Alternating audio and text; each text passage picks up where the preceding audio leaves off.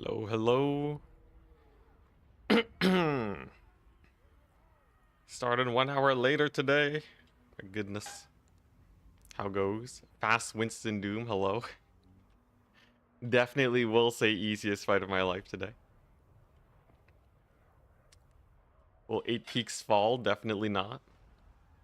Will the Squigs reign supreme? Also definitely not, because I can't get the actual sick upgrade for them. Oh yeah, by the way, I have a new camera. Yo, it showed up. Look at me. It's pretty hype. Look at this. It's all like looking good. Much excitement indeed. Where did we leave off? Ah, yes. We were about to fight some Skarbrand action. There's a little bit of Skaven action. Was I gonna make another army? I think I might as well, right? Looking sharp. Nice. Ooh, and we can get Skarsnik, Warlord of 8 Peaks. So I got a plan today. I'm gonna be doing some video editing at some point. Ah, crud, wait. He has some of them useless skills. Let's see here. The plan tactic slots. Interesting.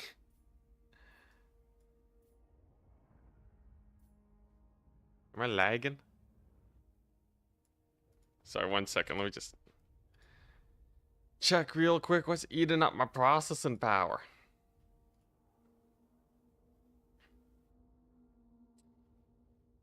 We have... whatever. It should be good enough. Let's see here. So I could go for riders. Actually, you know what? Let me just close my editing software. Usually when there's like a ton of footage around, that can slow down things. Okay, maybe a bit better. Hello to Kiki, what's up? Yeah, Skarsnik with stalking stance, very good. Alright, so let's just get our Squig upgrades on him. He can recruit 1,000,000 Night Goblin Squig Hoppers. I think that's just gonna be the core of his army. And then we just have to not die here, right? Can't be that hard. We got our 6 Squig upgrades. Speed is what I've been going for, alright. Yeah. Boom. So now we got 112 speed Night Goblin Squig Hoppers. Very exciting. As long as Skarbrand doesn't show up with friends, I think we'll be okay. And then in 16 turns, I have to take care of Gazul. So we can get our WA going. Weapon strength 4%. Pretty good. In other news, I plan to record some sick video action. It seems like they always attack the weaker army, right? It's kind of weird. They never attack the armies around the settlement. They just go straight for whichever is weaker. So if you have like an army recruiting, they'll always attack that.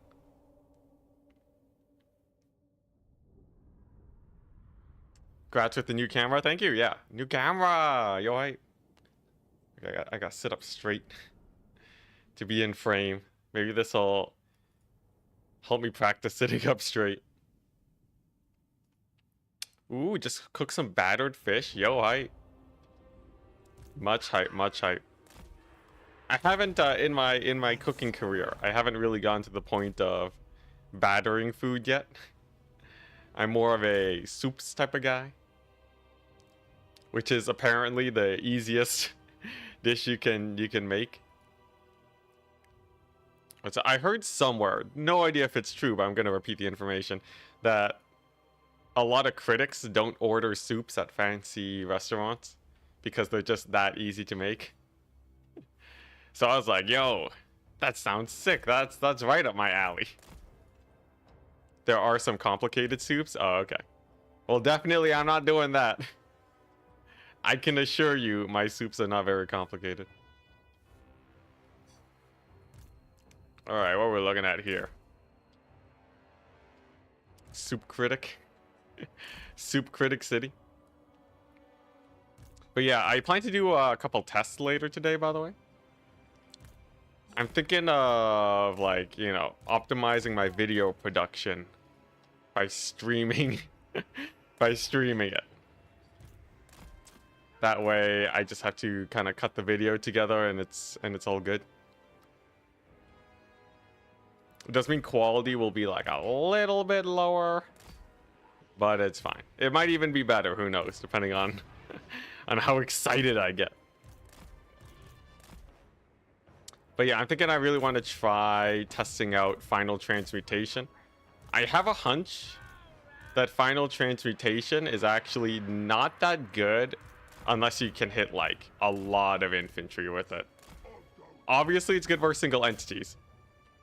That should be clear enough, right? There's not a lot there that will really do a lot of damage to single entities. That's a Skarbrand. That's a Skarbrand. Oh my goodness, what a hit. And he rampages me. Alright, Gorbad's gonna need to get in here. Is just me or is his banner super small? Wait, 1 second. Banner, unit banner scale. Oh my gosh, why are the banners so tiny? Is there a way to make enemy banners bigger? Is this CA trying to make me zoom in? What is this garbage? Anyways. What was I saying? Yes. Yeah, video, we're testing out. I want to see if Final Transmutation, if it's good or not versus infantry. Because I'm, like, at its price point, it might be better to not use it. This is something that we'll have to figure out. Gaba got destroyed. He got 3/4 of his life annihilated. But he lives! He lives. Maybe it doesn't scale well with my modded camera. Fun fact, the camera is not actually modded. It is just a setting that you can just enable. It's just like a hidden setting. But like technically you don't need any mods to do this. Definitely though, it does not scale well. Yeah, so like if you're close, the size is the same. But then if you zoom out, they become super mini. Like, my banners are the same. Oh my gosh, that's hilarious. I'm taking a screenshot of that. Did they change something there? I don't know. I don't think it used to be super mini. Final Transmutation simpler to use. Okay, yeah, that doesn't... You know, we you know, we'll just say like, you know, even if it's simpler to use, that shouldn't change most of the points. Right? It's kind of one of those situations where, you know, if you have a hard time casting damage spells, and sure, and there's not much argument there. Hey, there we go. Army losses. Let's go. We can't all be micro gods. It'll be the easiest, simplest AoE situation ever. Okay, trust me. Like, I'm specifically thinking about the mega blob situation, where like if you have a huge blob going on, right? Nothing's moving or anything. Will it be better or will it be worse?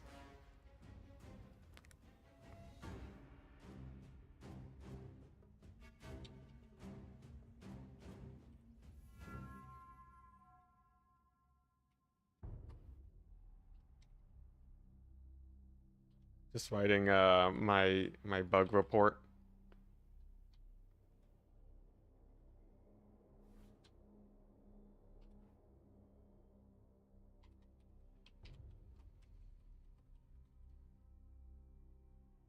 All right.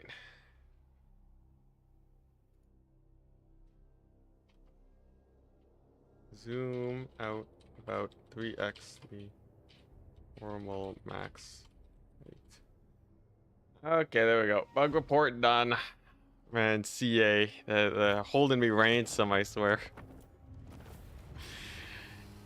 I'm the QA team. That's my secret. This whole time.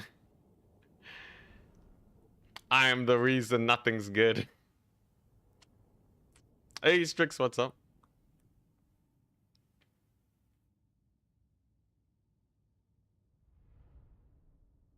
Yeah, it'll be good. It'll be some good science. So, like, I want to continue the video. I want to continue posting videos, just kind of analyzing various situations and comparing them.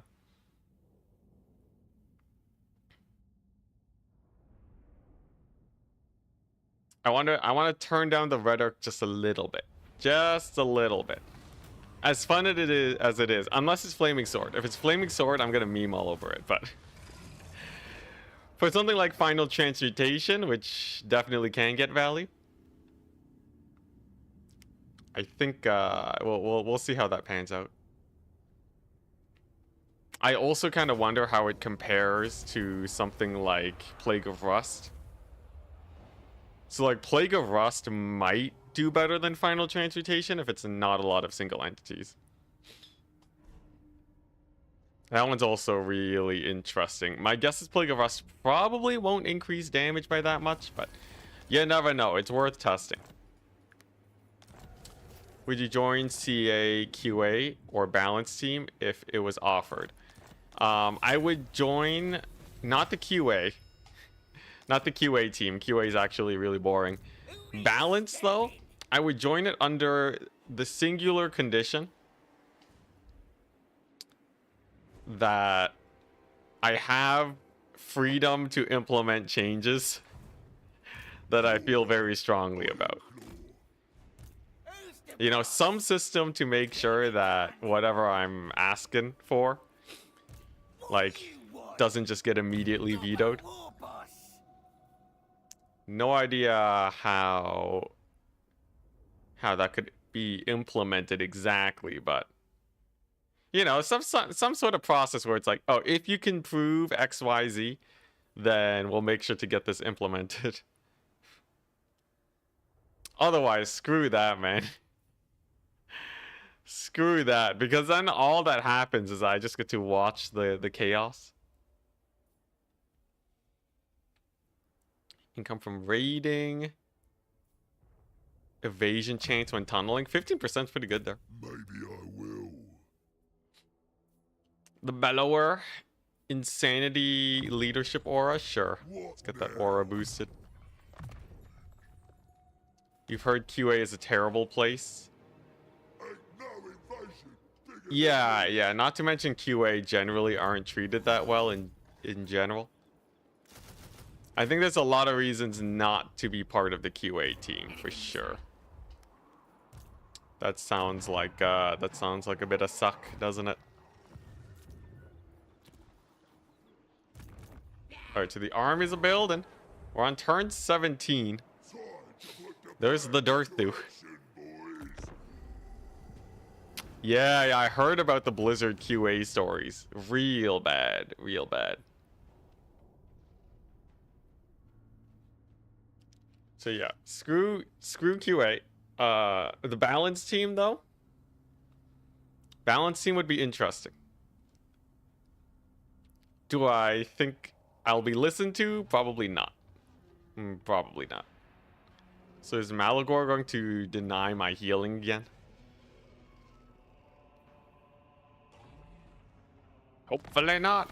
You want schemes? I got schemes. We also got the Imrik. It's giving me Clan Rat only campaign vibes.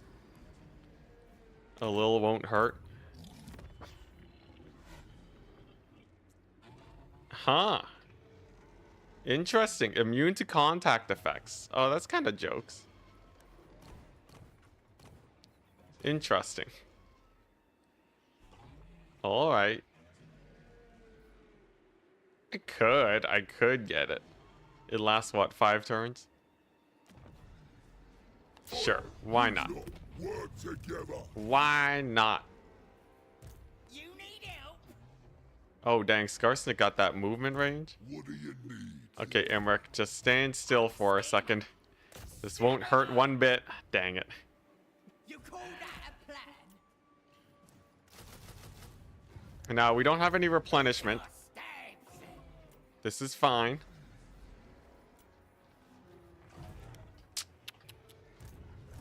Yeah, this is fine. Malagor will eventually get to me and we can beat him up. We can dream. Always true, always true.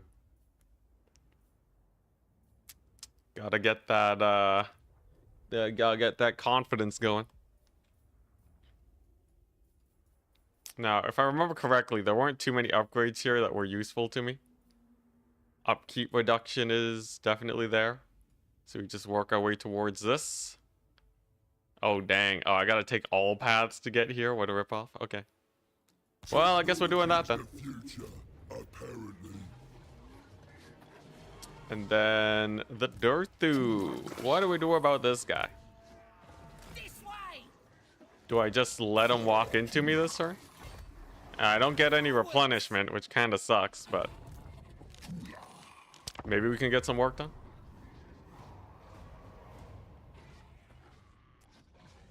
QA testers are usually contractors, and they generally are not paid or treated very well. Dang.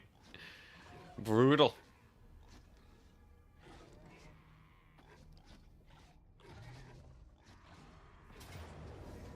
Alright, there's Malagor. Is he gonna settle? Maybe. Alright. Yeah, we got our wall, so if I can win this without losing too many units, then I should just be able to kill Malagor and get my replenishment back. That's the plan.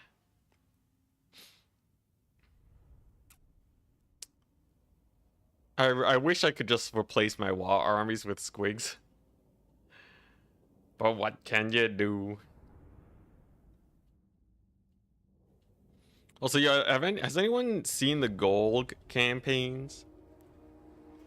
Anyone seen those? How do you guys feel about them? I haven't actually played them at all yet, so I can't really make a proper review of the DLC. Which, by the way, I can make a review now.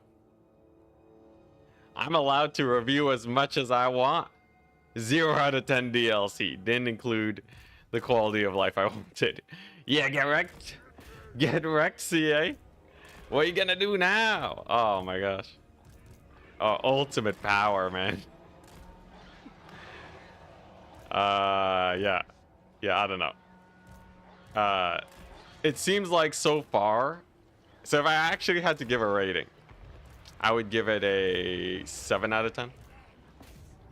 7 out of 10 rating. I think it's a DLC, but you know, there's some mechanics that still need polishing, but nothing is like immediately bad, you know. It doesn't feel like something is like immediately super bad.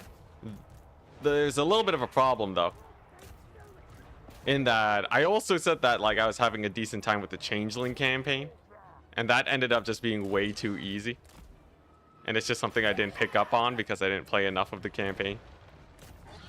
Having that experience though, it seems like the factions are pretty fun. Ogres are probably like way overtuned now, their mechanics, but like, you know, it's a DLC. It doesn't blow me out of the water though, which worries me a tiny bit.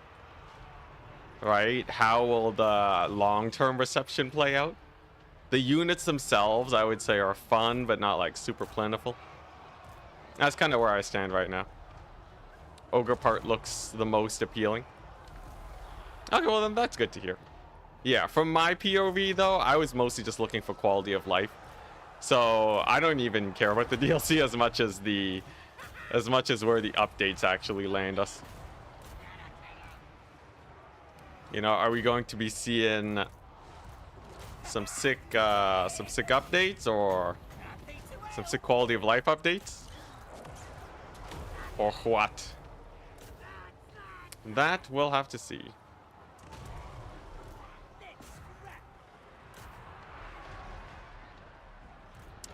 You're kind of the wrong person to ask about difficulty, most definitely.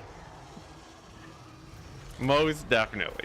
But you know, for the people who like difficulty in the same way I do, it should be useful information to you.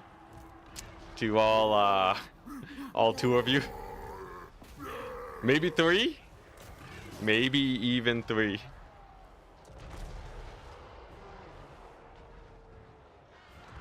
Yeah, ogres getting an update is nice. I definitely feel like their food mechanic is almost a non-mechanic though. Like, I think it'll get old real fast. It almost feels like I turned on a cheat code with their food mechanic, where I don't even have to think about it, right? So like while the buffs and stuff are like fun, right? You know, it's cool to have. You know, it feels like I turned on the cheat code. There's just way too much of it. You can get a settlement, even if you only have one army, you can get a settlement to max level on like turn 25, you know? Turn 19 if you use multiple armies. So I'm pretty sure that won't be as well received later on. In the same way the Empire mechanics before they got changed were kind of janky. Remember Prestige for the Empire guys? The food mechanic feels exactly like Prestige, except even worse. It feels like Prestige in the late game, except like super early on. There's something mucked up about it.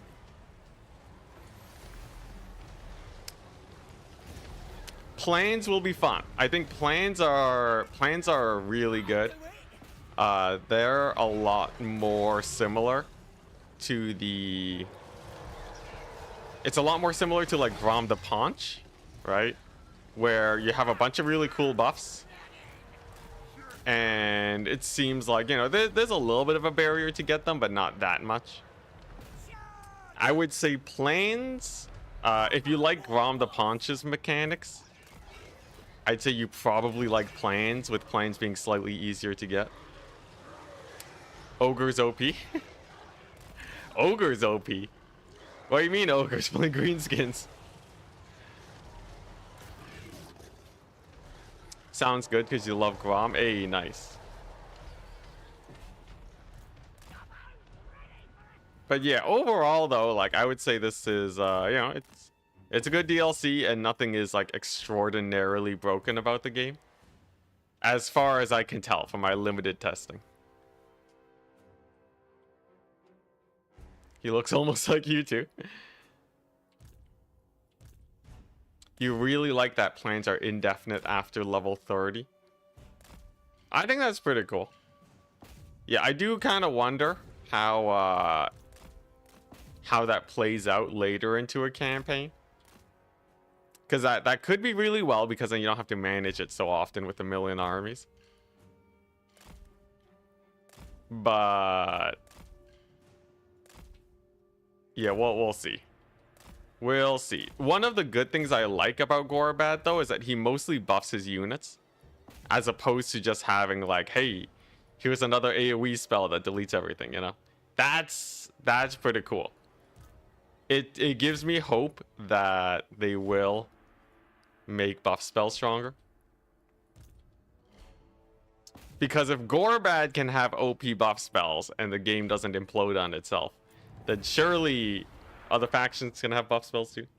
Also, is my camera too dark?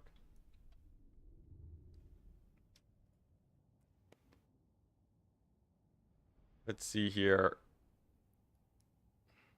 Whoa. Ah! It's happening! Okay, let's see. All right, so that's the gain. I can make it a little bit brighter. Oh, that's kind of cool. What's the difference between gain and brightness, though? Okay, brightness is like gain, but just worse. So let's not use brightness. Contrast. Get contrasted. Oh, it's just so dramatic.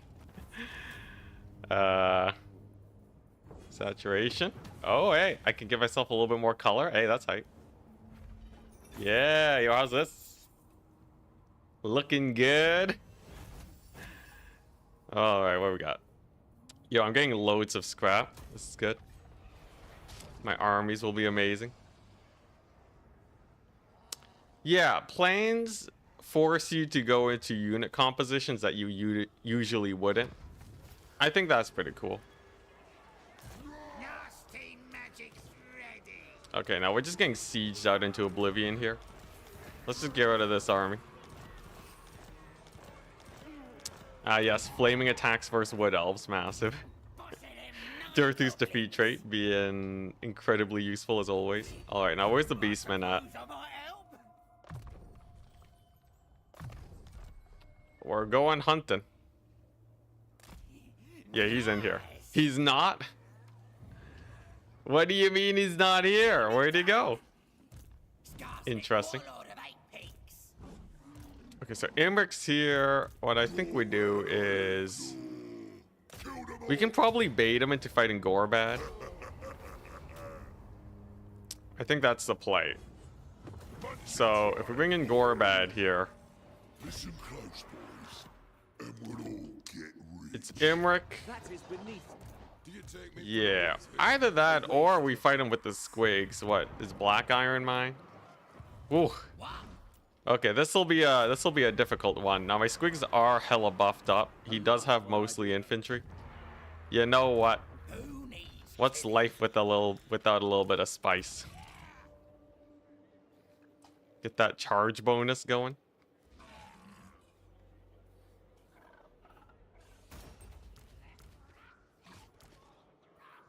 Yeah, let's do this. So we give some crazy charge bonus. We got the Mega Squigs. It's on Skarsnik. Yeah, look at that. +5/+5. Fear and terror. Okay. But do these guys already have? Okay, yeah. Yeah, so we give it to the ROR. And then we just have to kill his army. Easy.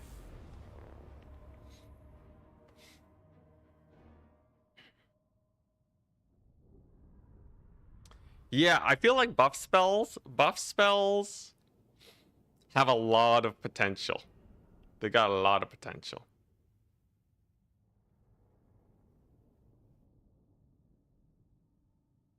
You got some red in your cheeks now? Yeah.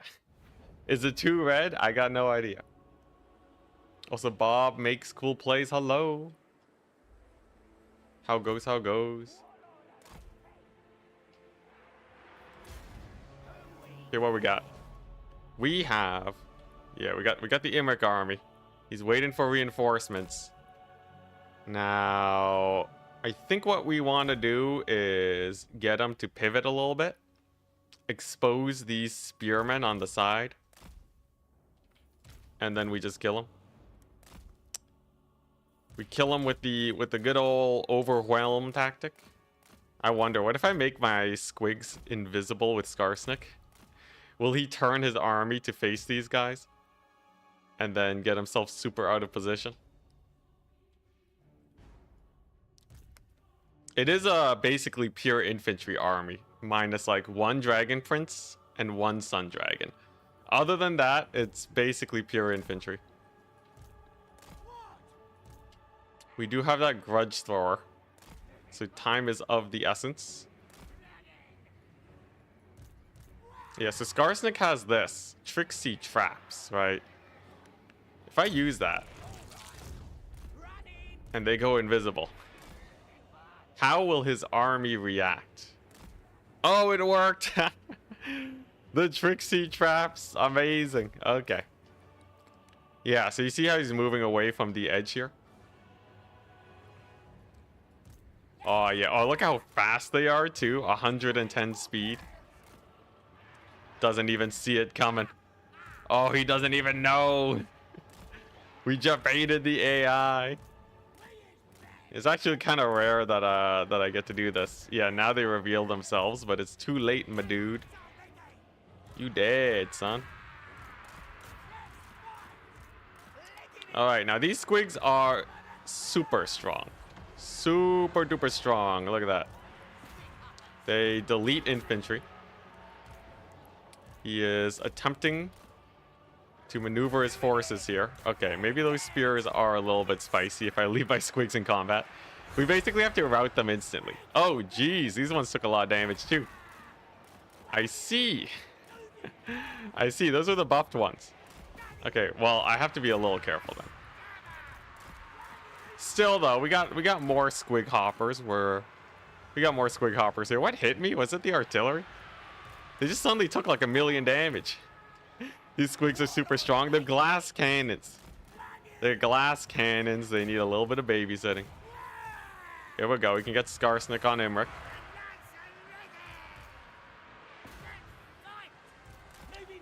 And then it's the Dowie.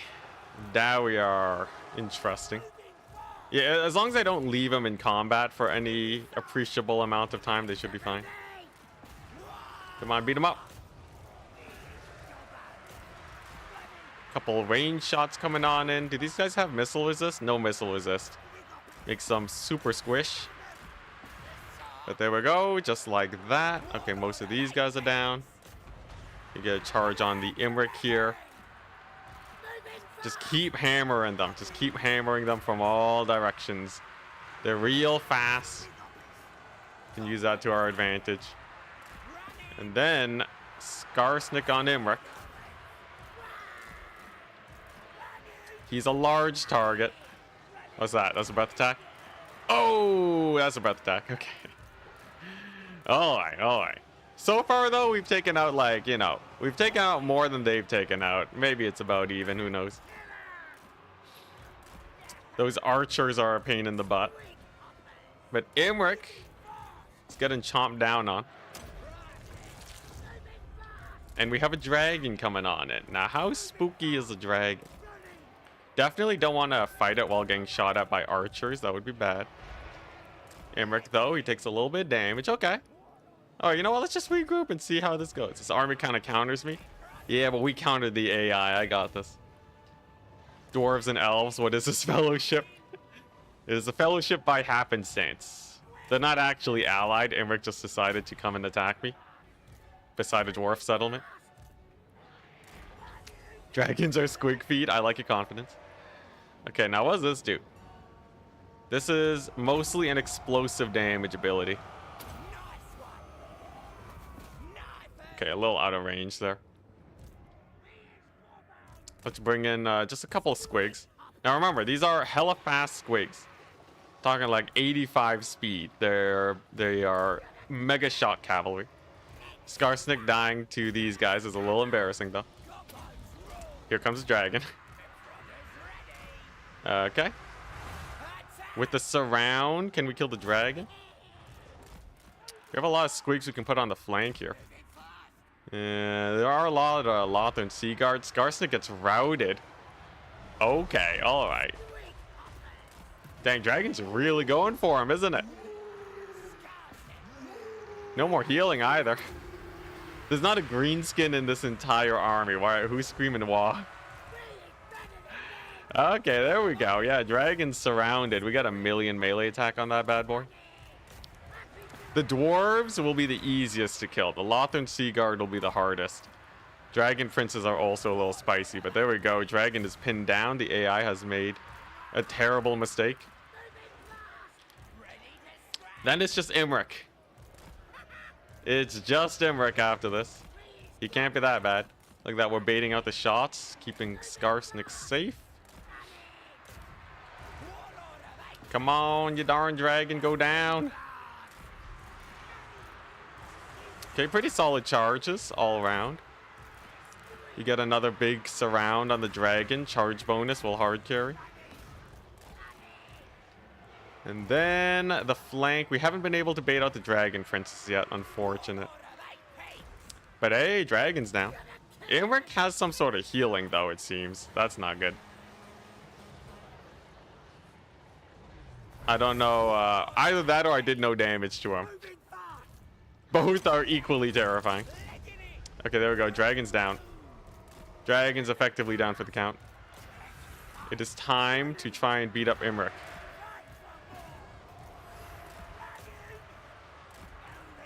We'll get the surround. Most of these guys are still distracted and kind of just run in circles. His armor has a healing ability. Okay, so we gotta kill him here and now then. If we don't kill Imrik here, then he's just gonna heal back up. Thankfully, Skarsnik does have some pretty sick anti-large capabilities. The dragon is down. That's solid. Dragon Prince is coming on in. We are faster than them, though. What are these guys doing? They got Death Sentence? Come on. Death Wish? Get him out of there. Okay, Imrik's taking heat. Just don't turn around and kill Skarsnik. That's all I ask for. Skarsnik has the DPS to kill the man. There we go. That's a big charge. That's a big charge. Goodbye, Dragon Princess. You served well. Imrik, definitely taking a lot of heat. He's taking a lot of heat. Dragon Prince is going down. Yo, AI, janking it up. I don't know what they're doing here, but it's winning me this battle. Come on, Imrik. Just go down.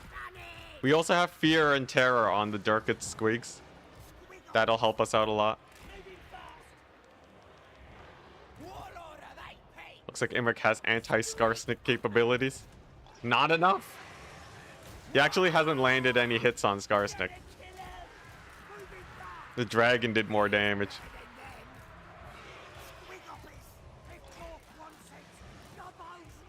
I can't get these spears. Are they braced? In the wrong direction. Very good. Let's get another big charge on Imrik. Okay, there's a hit on Skarsnik. There's a bit of a nasty hit on Skarsnik. Okay, those spears were a little too braced. It's fine, though. He's almost down, this bad boy. He's very nearly down. Oh my gosh, that artillery is terrifying. Okay, a couple more charges. There's another nasty Skarsnik hit. Okay, these Dragon Princes. Also kind of terrifying. They are taking ages to kill. But Imrik very nearly down. He gets another hit on Skarsnik, unfortunately. As long as he doesn't kill Skarsnik, I'm fine. He just needs to not land another crazy hit. There we go. Okay. The Mad Lad gets routed. Okay, we're good. We're good. There's just a beat up unit of Dragon Princes left. An artillery piece. And infinity numbers of infantry. Other than that, though, we're fine. There we go. Alright, the Mad Lad goes down. Very nice. Now, what's the range on this thing? Let's take a look. It should be pretty good versus infantry, if I remember. Come on. Very mild. About a fireball's worth of damage to the infantry.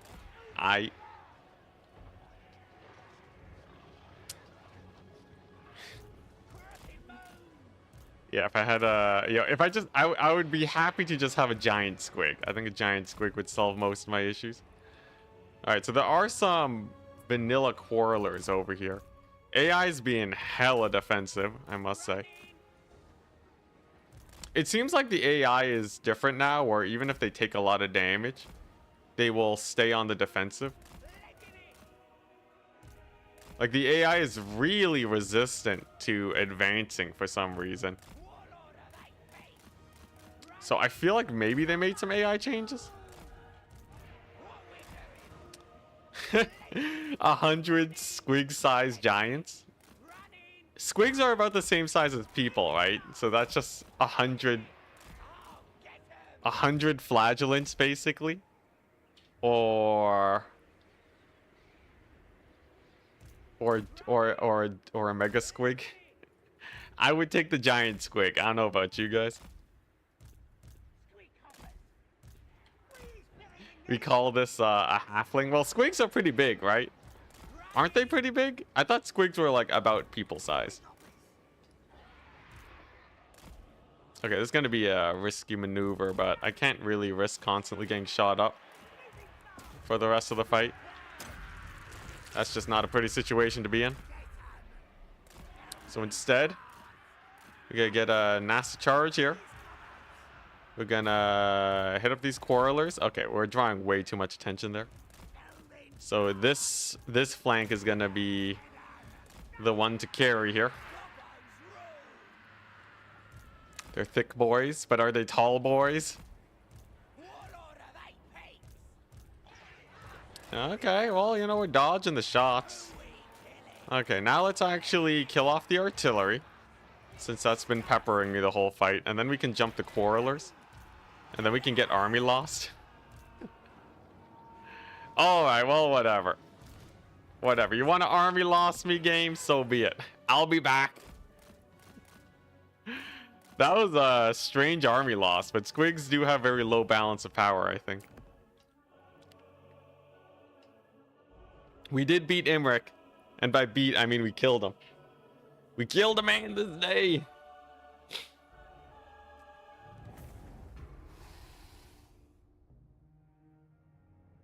With this many range units, you'd be playing defensively too, probably.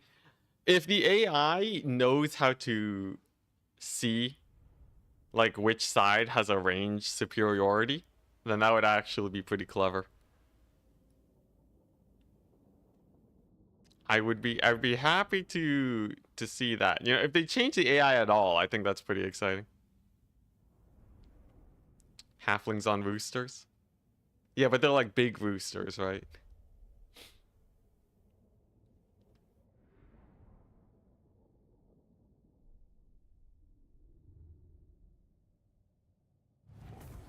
Ones on giant swans, dang. Alright, so let's take a look-see. We killed the dragon, we killed Imrik, his dragon princes lived. His infantry took a bit of damage. I assume on the chase, he'll be a little spooky. So what we do now, right, is link up Skarsnik with Gorbad. Use our easy raiding camp stance. And then he'll be fine. I'm the supreme war boss. Intercepting an army in the tunnels. Interesting. That hero seems kind of cool. This Squig hero guy. He's got some nice abilities. Now, yeah, I have no idea where Malagor is. If he just retreated, it's not that bad. I just really hope I don't get ambushed. Do I recruit more off of 20,000 gold? I think we do. And what am I recruiting? Probably Mangler Squigs. So I have at least some sort of buffer. And then just like have a bunch of Squig herd. Because we can't afford that many armies. Squig herd is kind of just it's a measure to make sure that we're goodies. That we have backup armies. As I think honestly, Squig herd spam might be the way to go. Just to completely overwhelm the enemy. The thing is, I need a lot of plans to get their proper buffs.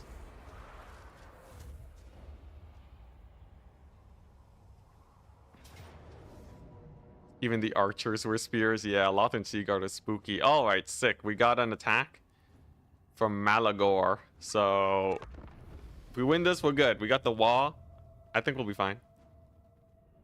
How come you don't get any Manglers? Are they banned? They're actually really expensive, I find. They're really expensive, and they only do well versus infantry when they explode. And because I want to have many armies on the battlefield, it just gives me a lot more freedom to take fights. I think I actually don't want that many Manglers. I do want a couple, though.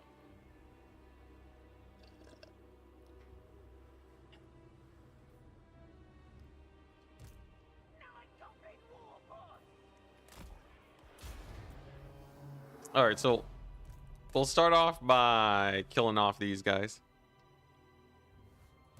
Yeah, halflings are a strange faction, I must say. Oh, there's a rampage.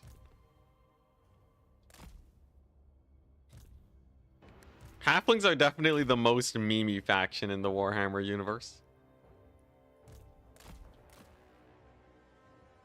It's like a step even beyond Skaven and such.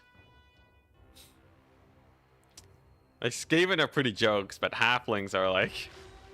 they're crazy.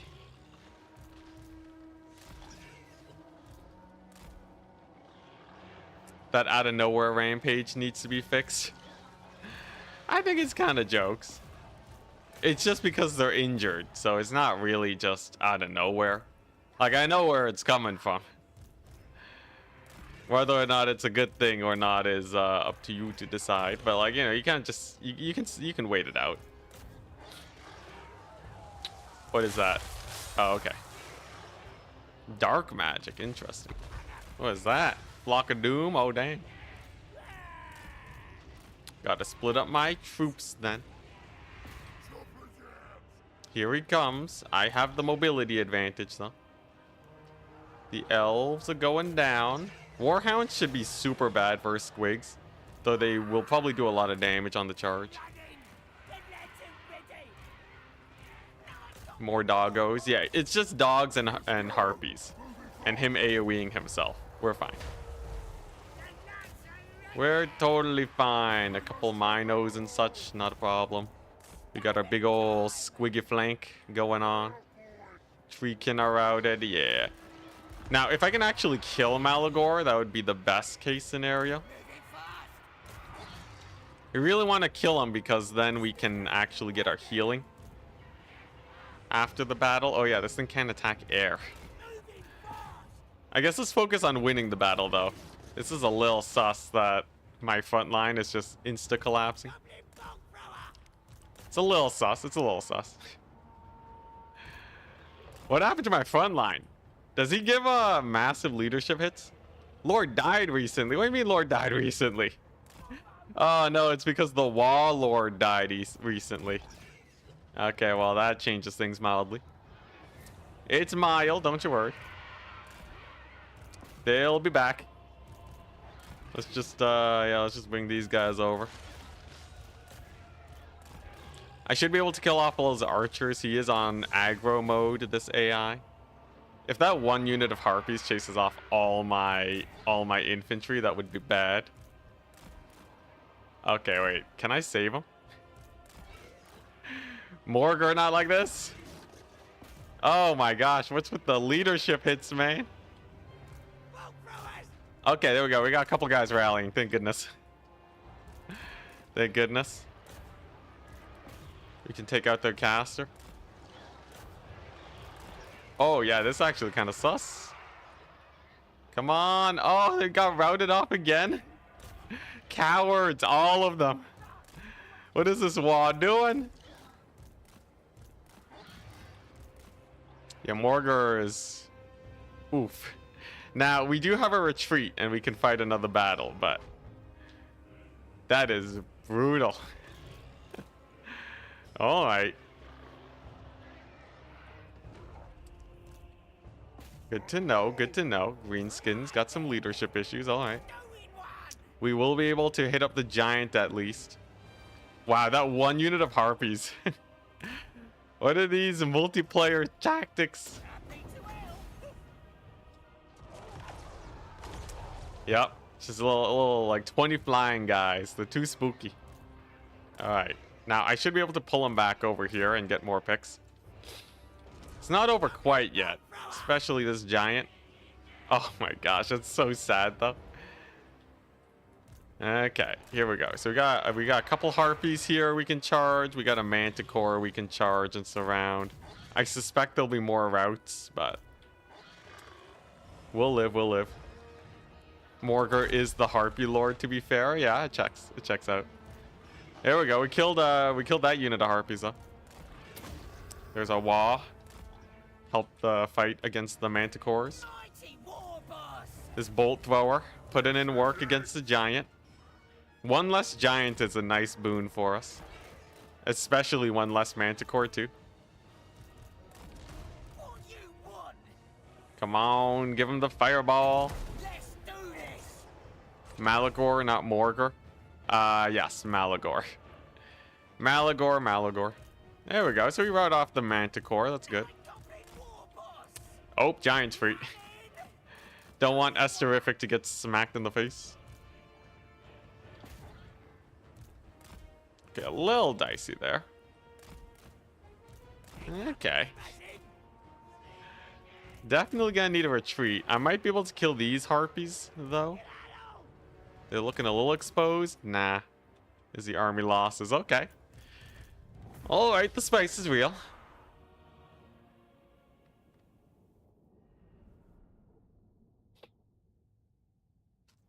Yeah, we got a lot of his mobility. But that mass route was brutal. Condemned to Centaur milk consumption? Please, no. No way it works as intended. It works as stated, though. The rampage. It just says if you're below 75% health, the rampage triggers. It's the same thing with bloated corpses that take too much damage from auto-resolve. If they're below, I think, 10% HP, they explode automatically. Okay, yeah, here's the second fight. Okay, take 2. I gotta keep these goblins alive, because apparently they're my lord.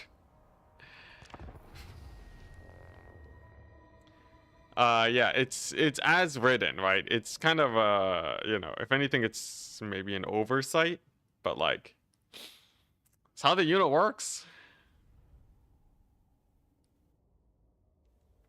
Okay, now this time around, the Giant's pretty beat up. The Manticore is pretty beat up. I just need to kill their major terror-causing units.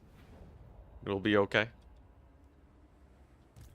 And to do that, we're going to use fireballs. Fireballs for days. So, number 1 goes on the Manticore. The Giant dies to my artillery. And we hit a tree. Okay. I was hyping up fireballs so much earlier. Oh, there's a rampage. I was hyping up fireballs so much.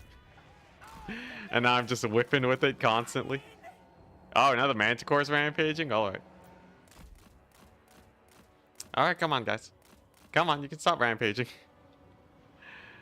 Oh, now they're rampaging forwards. Alright, you know what? We'll fireball the Giant instead. There's no hill in the way. This should be pretty accurate. If this fireball misses, I'll eat my words, but its homing is a good deal better nowadays. Yeah, there we go. A decent hit. There's engagement versus the doggos. There's more rampaging. Alright. We do have backup cavalry here. Okay, now this one is my lord. So this goblin unit's just going to be way in the back. We are not making the same mistake as last time.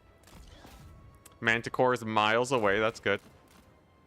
And then I just need them to charge my front lines. And then we get a bunch of rear charges. That should be fine.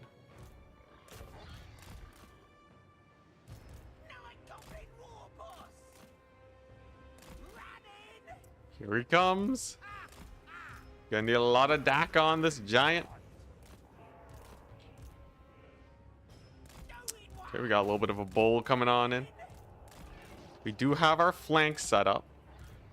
Not liking this rampage, but there we go. Here comes another fireball.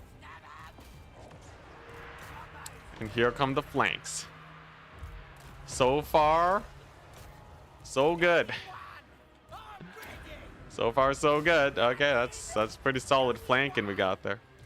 There's the Giant.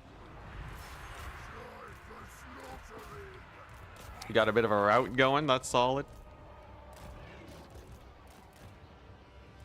Now, I think Esterific's probably dead. But not without doing a number on Malagor. Where's that artillery piece? Yeah, okay, we can hit those guys. Maybe we can kill this Manticore. Oh, that's an AoE. How's the Giant doing? Giant's still cooking. I want to at least kill the Giant. Okay, there's the wall. That should help. Does this give leadership? It gives ITP. Beautiful. Exactly what we needed. Okay, Manticore very nearly dead. Giant also very nearly dead. Come on, one big charge. There we go. Okay. Manticore's dead. Fireball the Giant. Archers going down. Super dead. Giant hit. Hero going down. We might have a chance here. This is a big maybe type of battle. Very big maybe. These archers could be the absolute MVPs that I need. I just needed them to not rout immediately. Oh, dang, they braced. They braced in time. Let's just engage before they get their charge reflection on. Okay, now I just have to focus Malagor. I need to kill Malagor before army losses triggers, because he's the one hindering my replenishment. We can't win this without replenishment, so let's go ahead and get to him. Get the squeeze on the infantry there. And then get my archers to beat this guy up.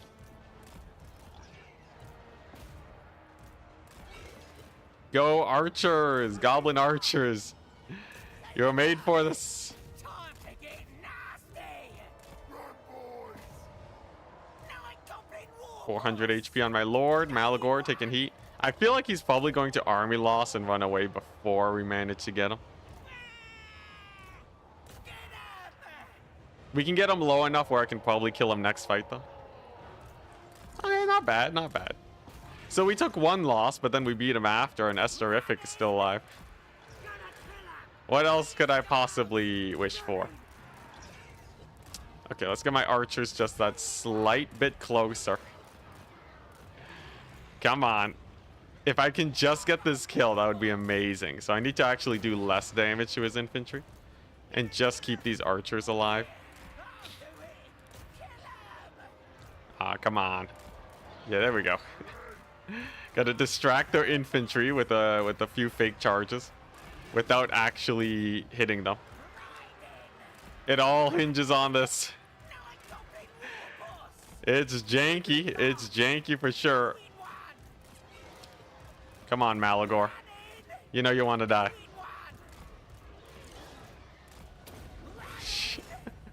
Just don't kill the infantry. We need the balance of power on his side. Oh. Okay, there we go. Yeah, we're still baiting out the infantry. They're not actually attacking my range just yet. Ah, nah, there they go. Okay. Alright, so now what we do is, yeah, we have to fight them. I don't think I have enough ammunition on my archers to kill Malagor anyways. But at least we can probably auto-resolve kill him.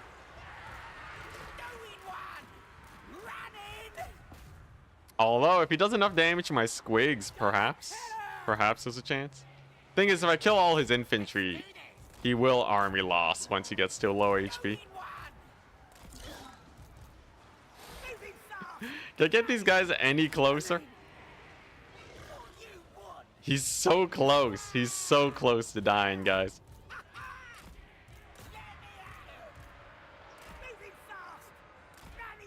Does Centaur milk also come in a bag? I would like to say no.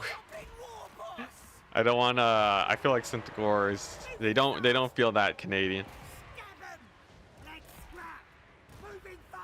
Beastmen do not originate from the lands of the Dark Elves. Okay, that's a solid volley. That's a very solid volley.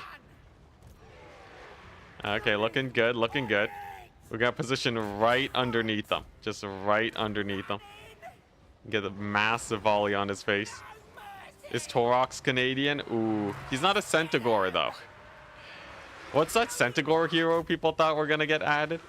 Is that guy in the cold north of Dark Elf land?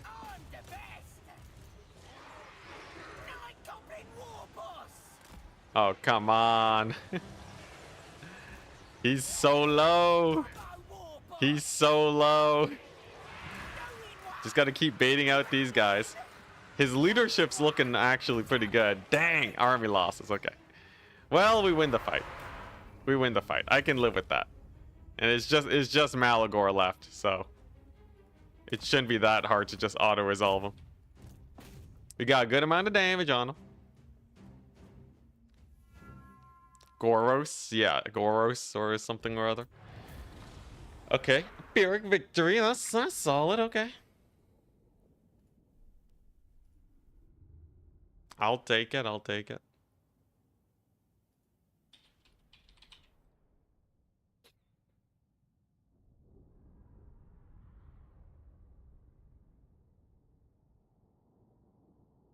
Now my army is hella beat up, but we have a couple fireballs we can throw his way.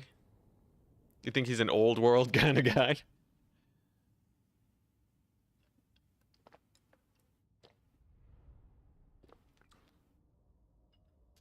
You know, I'm so happy about this new camera. My old camera was really starting to die. It was at the end of its lifespan. Get a little new toy. I was joking around earlier that money really does buy happiness. I did actually get sent a couple research documents, and I was wrong about that, by the way. It's complicated, as everything is. But essentially, money can... There's two sets of problems in your life. At least this is my understanding of it. There's two sets of problems in your life, and money can solve one of those. So it's at like, what, 70,000 American? When all of your monetary problems are solved, right? Like, you don't have to think about mortgages anymore, basically, right? Not in a way that's stressful anyways. You don't have to think about... You know, you don't have to, like, worry about saving money or what have you. Life is generally pretty chill on that front. But for people who have other issues, like, you know, you could have family issues or anxiety or stress, money doesn't solve that. So you end up with a group of people who still are very unhappy even when they do have money, and another group of people who can make use of money, more money, to be happier. Which is, I guess, kind of what everyone expected. At least that's roughly what I saw from this like research thingy. No, see, that's the thing, right? So there were a group of people where more money seemed to just give them, apparently, and I don't know about this, apparently it gave them, like, you know, like exponential happiness or something. And then there's like another group of people where it's like, okay, now exponential happiness doesn't make sense to me, so like, I don't really know what's going on. But this is what they said, right? And then there's another group of people where it's like a more linear increase on how much money will make you happy. So the way that this makes sense to me is like, yeah, you have two types of problems in your life that you gotta solve. And one of those you can fix with having more money. And then like you know, if you think about it, right? So like for me, what would I do if I had infinite money? I would just retire super early, right? So like if I had like loads and loads of money, right? Like I won the lottery. Like with each dollar that I get more than what I have right now, it lets me retire earlier and earlier, which does net me more and more happiness. If I had vastly more money than that, I don't really know what I would do with it. But like, you know, there's a lot of satisfaction that can be bought. I don't think for me there's that much, but like, who knows? I'm not rich. Anyways.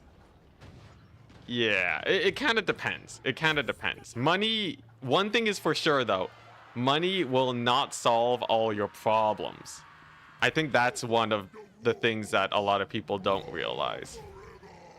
That I can get behind. Most definitely, it will not solve all your problems. I think that is something, yeah. If I'm gonna tout something, it'll be that.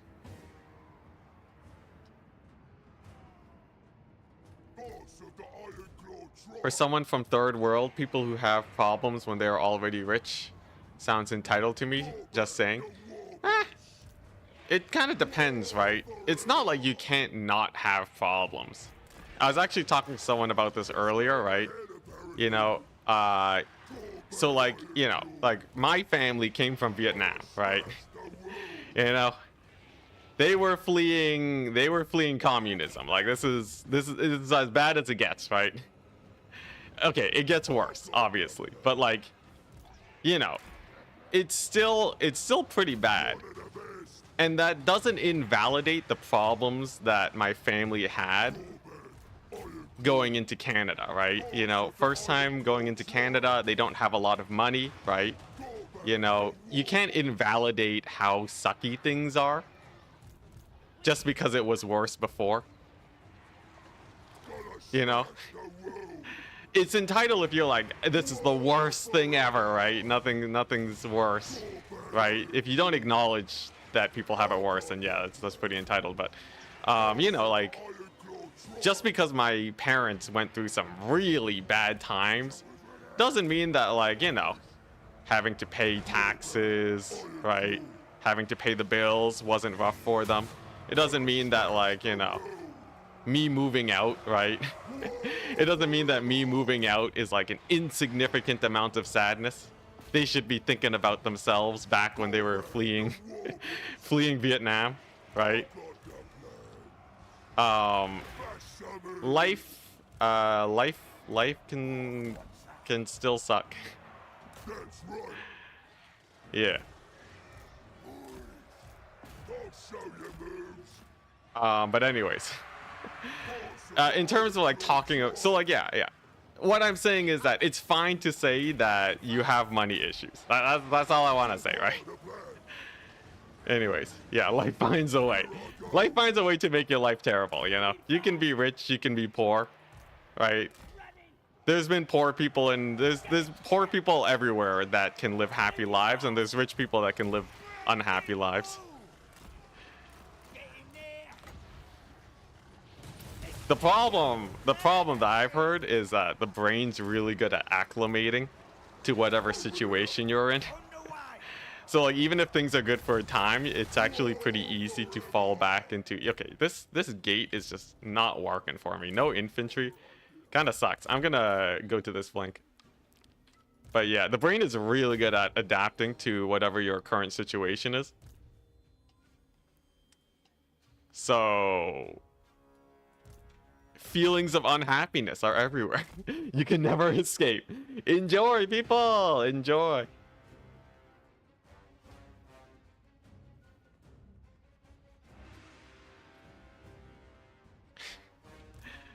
Anyways.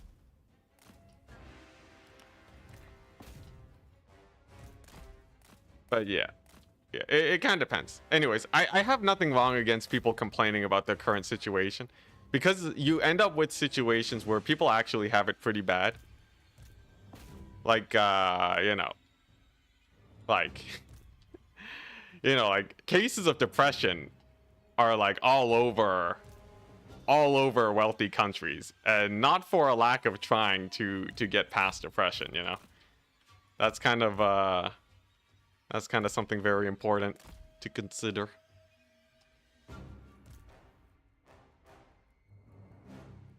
Because then otherwise you I just don't want to get into a situation where we start blaming people for being depressed. I don't think that's actually going to help them, you know. Which might not exactly be your argument. I'm aware. I don't want to straw man you.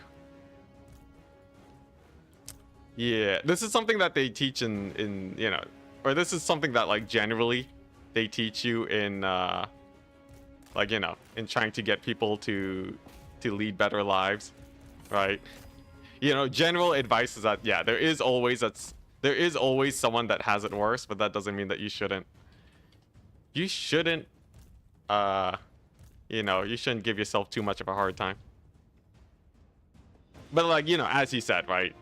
Someone who can acknowledge that people do have it worse, they are totally fine. So I don't think anyone's actually arguing against this. I think we're all clear now. We're good.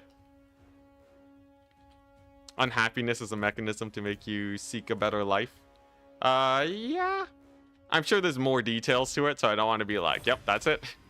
But yeah, I'm sure that plays a part. Anyways.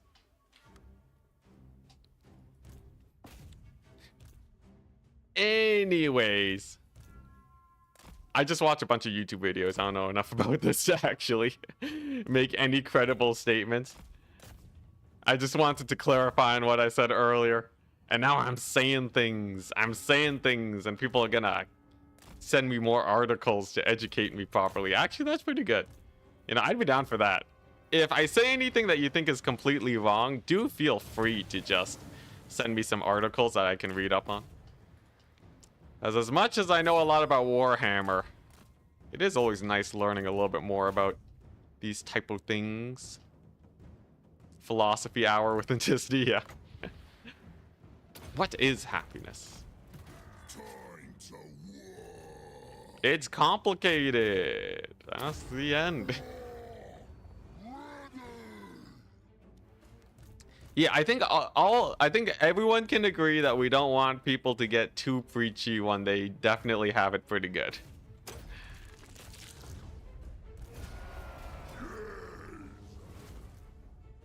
That's definitely really annoying. Like we know that there's that group of people.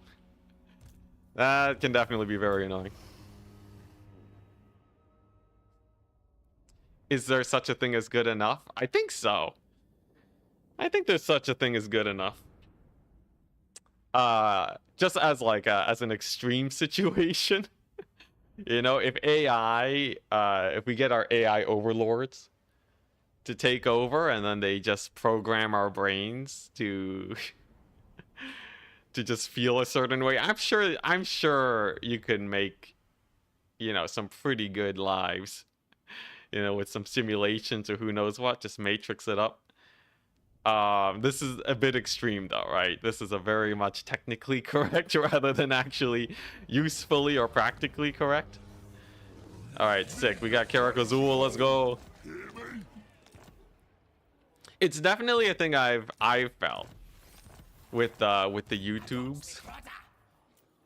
One thing that I try to really investigate is trying to figure out exactly how big of a channel I need to be happy with YouTube.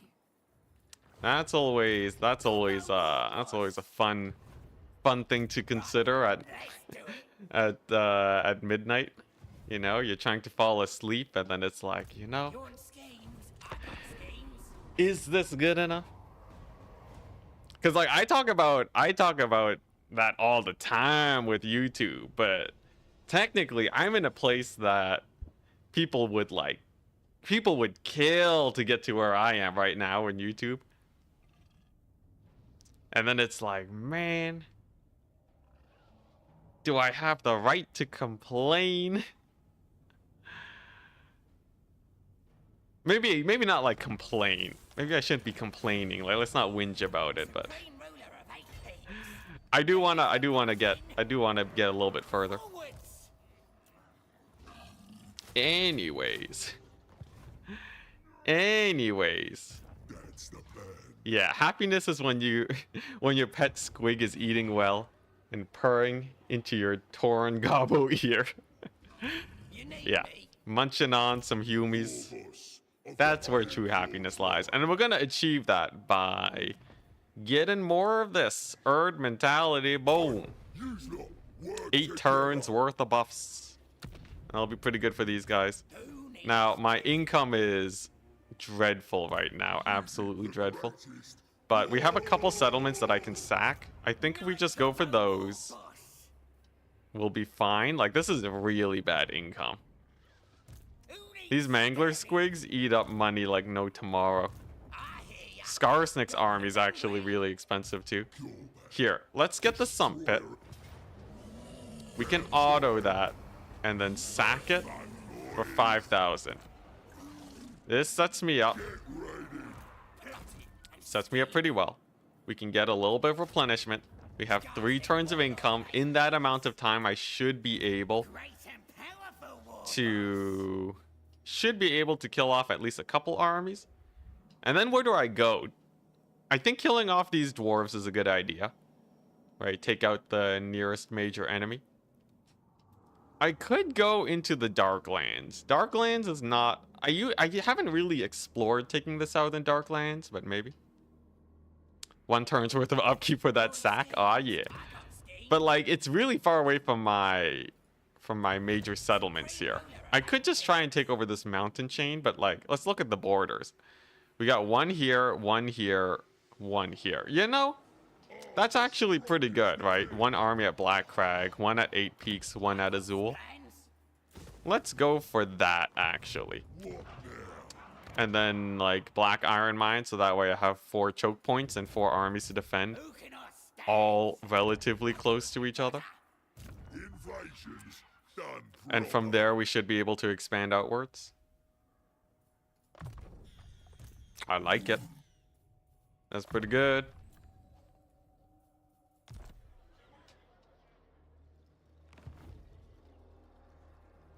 Right to it.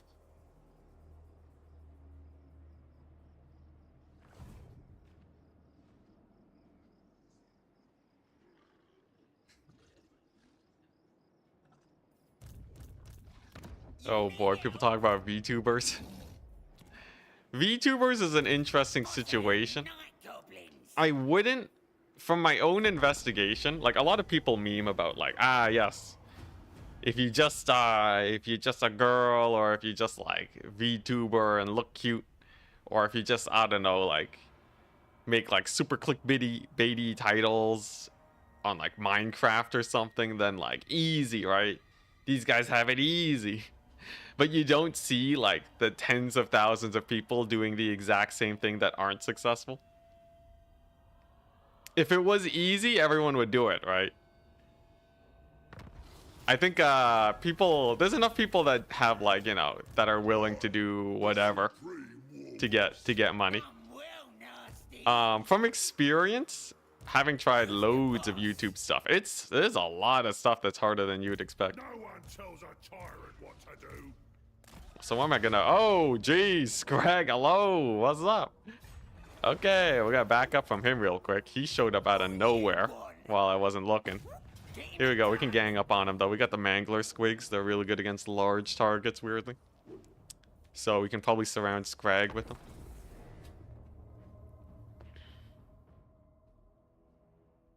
Yeah, there's a lot of hard work. There's a lot of hard work to all of that business. It's the same thing when people are like, you know, a lot more people are more educated on it nowadays, where they see a YouTuber and they're like, yeah, there's a lot that goes behind the scenes. It's not just playing games all the time. I think give it a couple more years and people will start understanding that all channels require so much work. Like, so much work, man.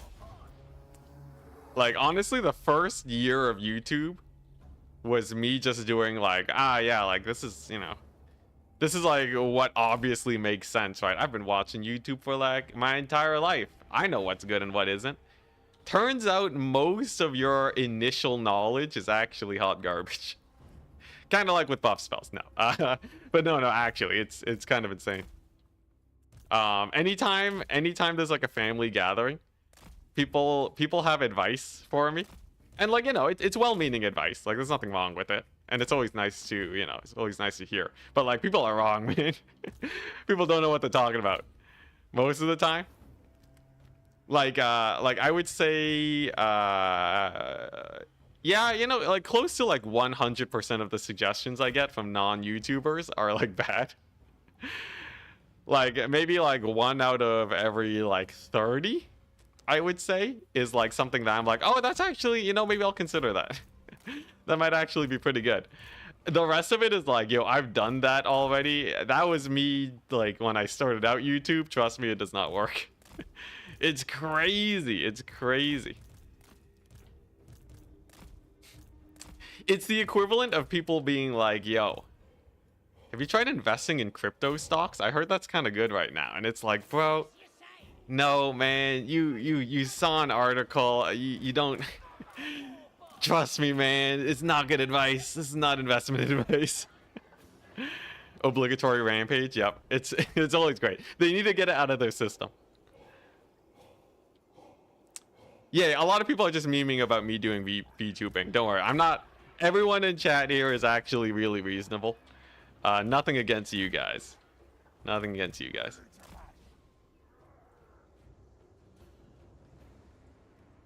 All right.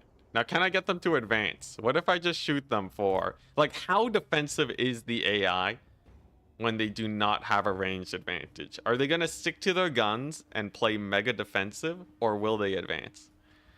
Diversify your assets, yo. Yeah, like... That's the thing though, right? A lot of people don't even get the basics when it comes to YouTube. Because like, you know, most people know about like diversify your assets. Most people do not know a lot of the rules of thumb when it comes to YouTube. Because it's really weird, man. And there's like metas that change over time. Also, we dodged the fist. Hi. It's weird. It's real weird. I actually watched a Legend of Total War short the other day. He didn't post it. It was like another channel that posted it. But he was talking about how it's like, yeah, a lot of people think it's all fun and games, but like he has to like sacrifice so much to get where he was. And there's like a lot of regrets, but he's just kind of too deep in it. And boy, do I feel that, man. Boy, do I feel that.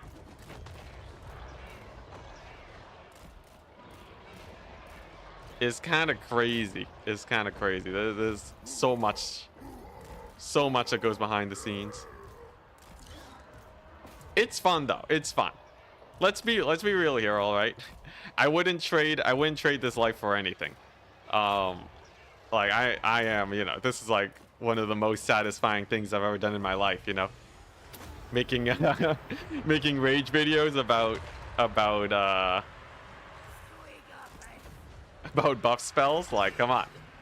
What else is gonna complete your life? Okay, actually though, like I would not trade it for anything. It's not easy, but I wouldn't trade it for anything. Also, Mangler Squigs, do not keep them near your infantry. They will friendly fire your guys, and it will not be pretty. Just a heads up.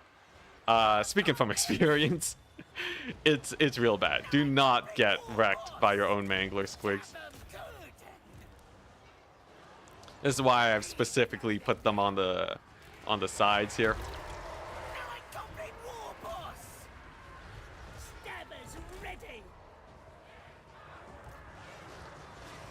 All right, what we got? So we got the Manglers on this guy.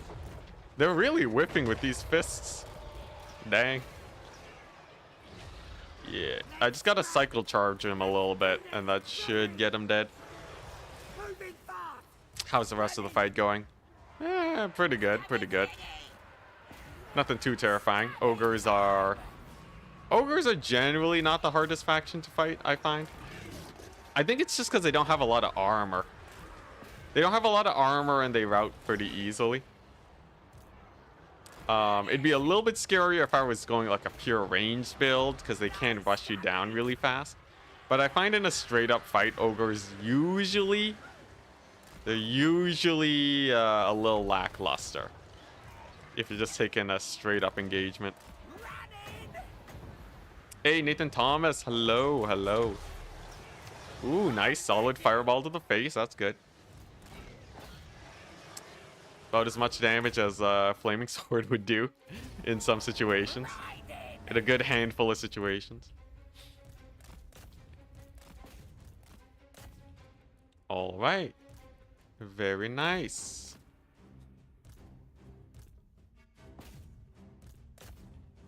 So we'll just chase off the rest of his forces here. But that's a solid defeat trait. Anyone know what Scrag gives? Does he have anything good defeat trait wise?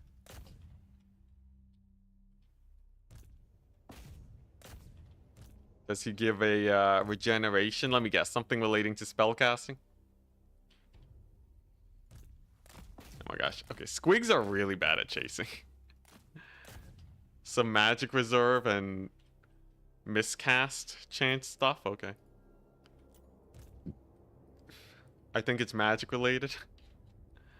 Yeah, we don't have a lot of casters. And magic reserve ain't gonna help me much either, but whatever, at least he's dead. And he'll give us money. Very important. Yeah, so Mangler Squigs are really expensive. And they tend to die because of their rampage. So I don't want to get like a full stack of them. But they do definitely help win you battles that you would usually have lost. YouTube, make one type of content forever or we don't recommend your channel. It is pretty brutal. Thankfully, making second channels is not that bad once you actually know what you're doing.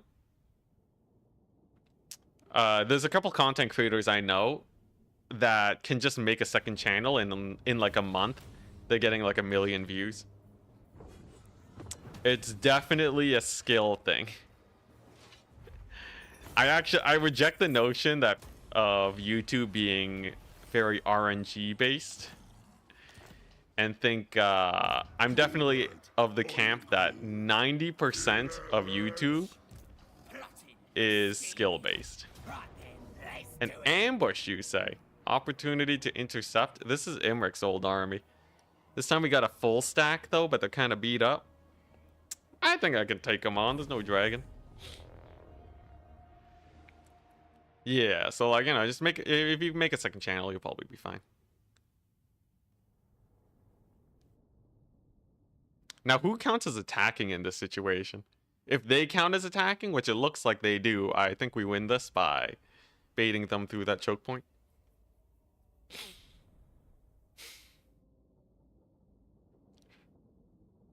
"19 stack Mangler Squig army, pros, hilarious, cons, everything else." Well, it's okay. It's not a bad composition. It's expensive, but it's gonna win you a fight. Like, you're gonna win these fights super well. 2 turns to recruit though.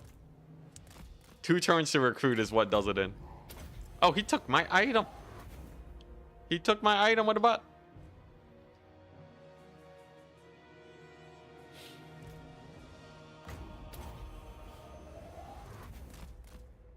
All right, a little poke damage. Yeah, I just want him to get in here so that I can get the full surround.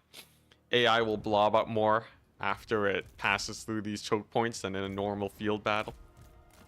So it's a nice place to be. Just gotta debate him just a little bit more.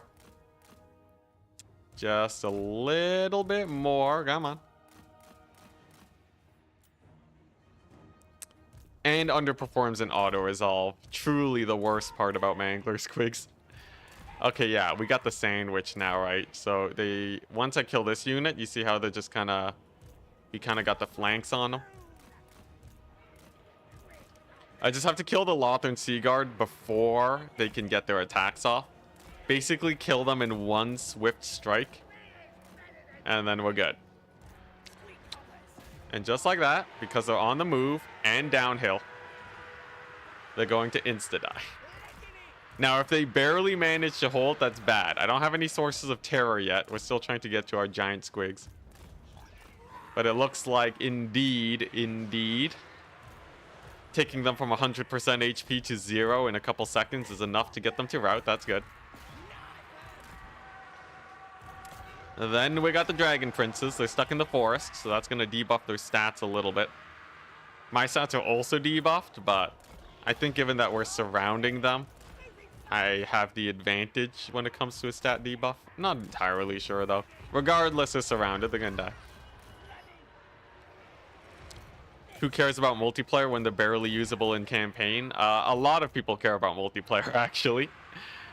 Tens of thousands of people care about multiplayer. Now, I'm not saying don't care about campaign. Don't get me wrong here, okay? Don't twist my words. I know you want to. But no. Here's the thing, though. I talked about it the other day. CA has somehow managed to pit the multiplayer community against the single-player community, when in reality, the problem is CA isn't balancing things right. The most vocal people care about multiplayer. Maybe? That one's harder to tell, but I can see how that happens. Regardless, here's the thing, right? Easy way to fix Mangler Squigs is to make them more of an infantry specialist, right? I guess like you can probably make Rampage less punishing in general. That would fix a lot of units, but oh, nice, friendly fire burning head. What you want to do is probably just make them 1 turn to recruit. Probably just make them 1 turn to recruit, or give them a redline skill tree buff that like removes their rampage. That would already make them really good in single player. I don't know, there's a lot. There's like a lot of things. I'm kind of trying to focus on getting this surround right now, so I'm not making the best of points. But Yeah, here's the thing though, right? They're actually pretty usable. They're pretty usable in campaign. Right? You can make auto-resolve just smarter in general. That would help a lot. Make auto-resolve a little bit more friendly to units that have no armor. That would do well. You can... I can think a bit more now that we actually have most of our units engaged. You can make it where the unit in multiplayer make its explosion a little bit less OP and make the unit itself a slightly better fighter, which would make it better in campaign.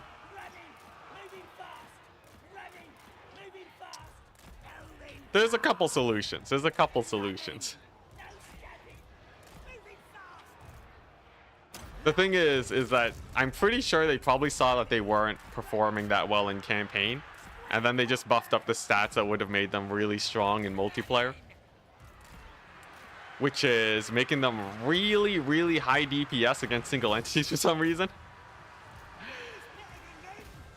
I think that it's kind of weird because they don't actually, their charge animation is really janky. If they fix their charge animation, I don't think they would need such ludicrous amounts of melee damage. Like, they don't do splash attacks properly or something. I don't know. There's something really weird there. Anyways, those would be my suggestions. Double balancing is twice the work. It is true. It is true. But I think CA's kind of stuck with the multiplayer community. So, like, if you just look at Turin and compare him to a lot of the single-player exclusive guys, like, Turin eats up a pretty decent chunk of the market.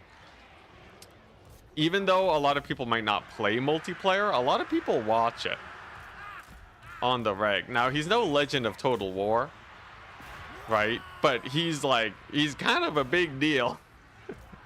He's kind of a big deal. And if CA just completely stopped caring about multiplayer, I think it would hurt them more than it's worth to just ignore multiplayer. Especially when you have a lot of people that are like readily happy to balance out your units and do tests for you, right? So like a lot of the quality of life changes for units are pushed by the multiplayer community, right? You know, general unit control and like making sure that you have some semblance of balance. It doesn't always hit right, and a lot of the times the multiplayer community gets it wrong. But like CA gets a lot of free QA from multiplayer guys that are willing to test every unit versus every unit. You don't really see that from the single player guys. Nothing wrong with that, right? But I think they have a lot to gain.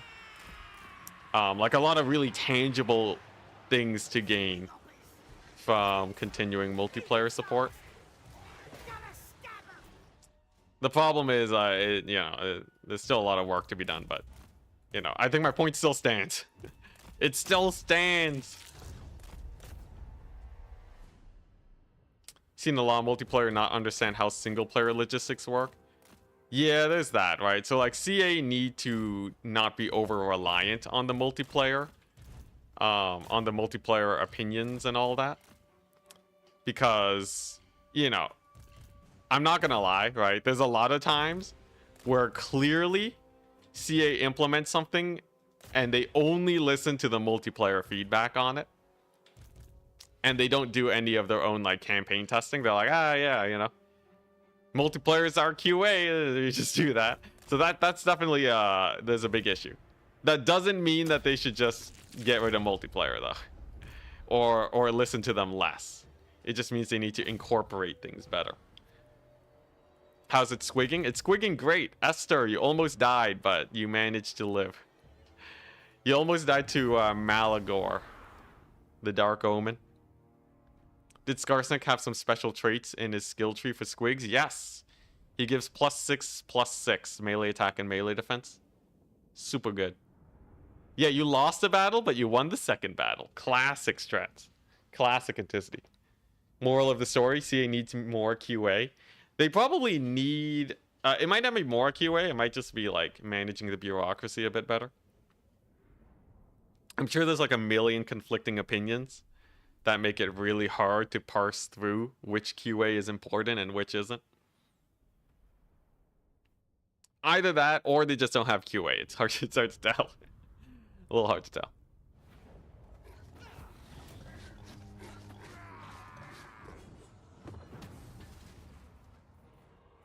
Alrighty.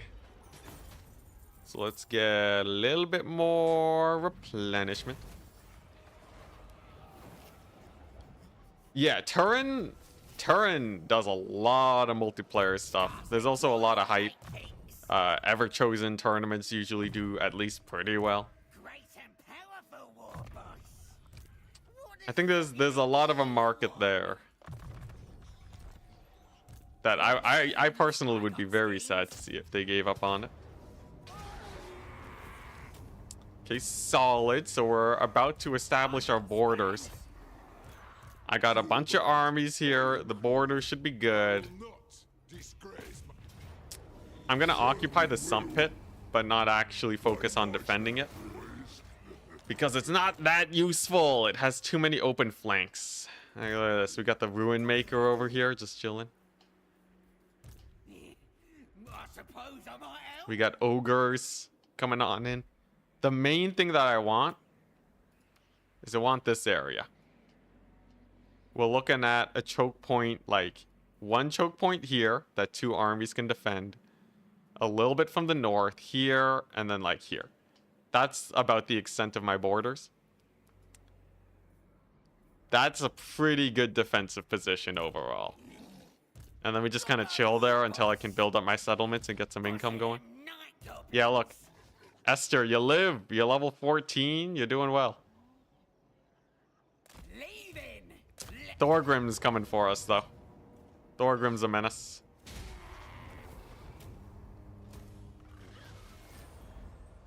Should we name Sump Pit to Speed Bump? Brutal.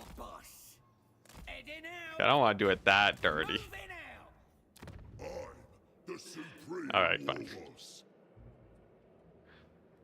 Yeah, so we got a little bit of a slowdown situation here. Now, what do we want to get?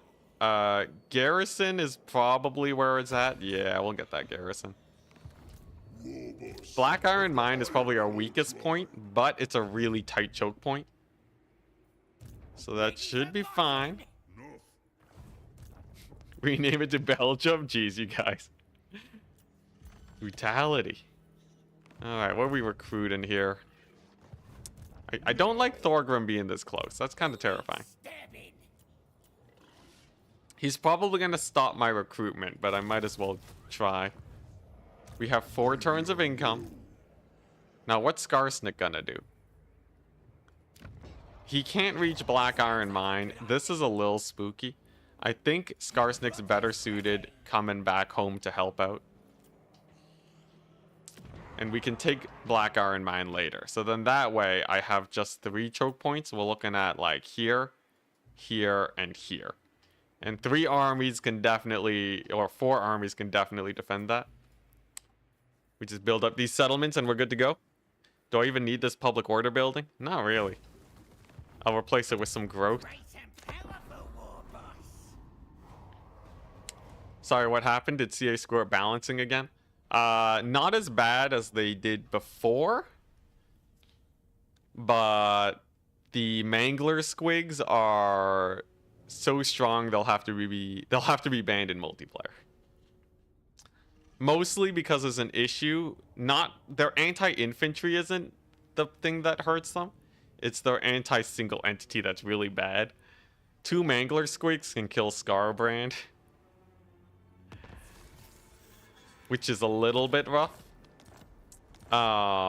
Yeah. So if CA just kind of tuned down their anti-single entity power, I think it's fine. Rebellions more like loot boxes. Yeah. Look at that. Like, yeah, each rebellion, this isn't a rebellion, but each rebellion we fight should give us at least a couple thousand gold. And that'll slow down our rate of decline pretty well. Okay, so Gorbad can hold the fort here. Let's take a look at this. Okay, Esther, you need to get herd mentality for sure. Time for a new With route, this many boys. squigs, I'd be insane not to. Goblins. Alright. Get out me head. Grizz Guts, Gut Stabber. Thorgrim, Grudgebearer. Alright. Plotting and scheming. Guy doesn't have lightning strike yet, right? Okay, good. This So what we can do is we can just kind of hole up here. Right then, let's do it. You need help? Just make a wall of squigs. All right. And hopefully they can hold him off. proper stuff, that is. It seems like he wants to attack us, so we'll give it to him.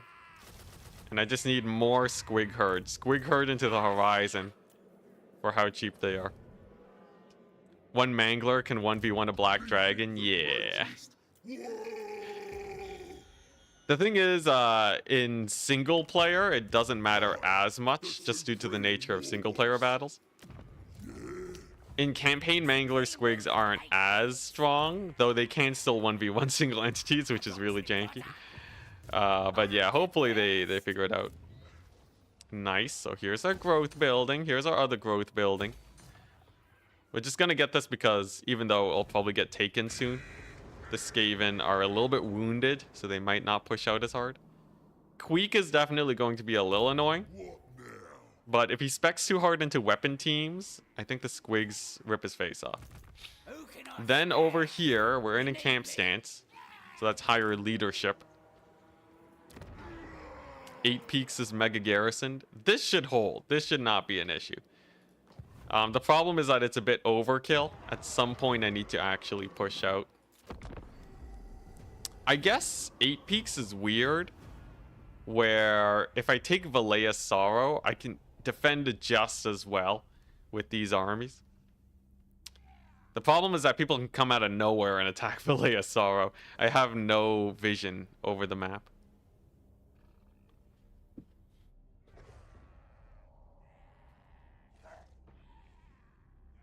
Is that more settlements coming towards us? What, these guys? I won't call them settlements. Oh, dang, okay. So they're all blobbing up over there, I see. Interesting. So, what do we got here? Maybe I will. What's with this attrition? Recent event? Gosh darn it, mutagenic energies hitting me up again. Well, okay, well, we got Ruin Maker back over here. And then we got these guys. Interesting. Interesting. Well, you want? I might as well try and take a fight. Running. I like a good. I think I might as well try and take a fight Let's do it. on the, you know, just to get them dealt with a little bit early. Valiant defeat. Okay, so what? It's a bunch of ogres. It's a goblin army and another goblin army. We got vanguards. So we can jump the first army. All right, let's try it. Oh, it's another orc faction to confederate. That's true. Yeah, yeah. Unfortunately, it's just gonna get taken over immediately. But at least it gets rid of the faction.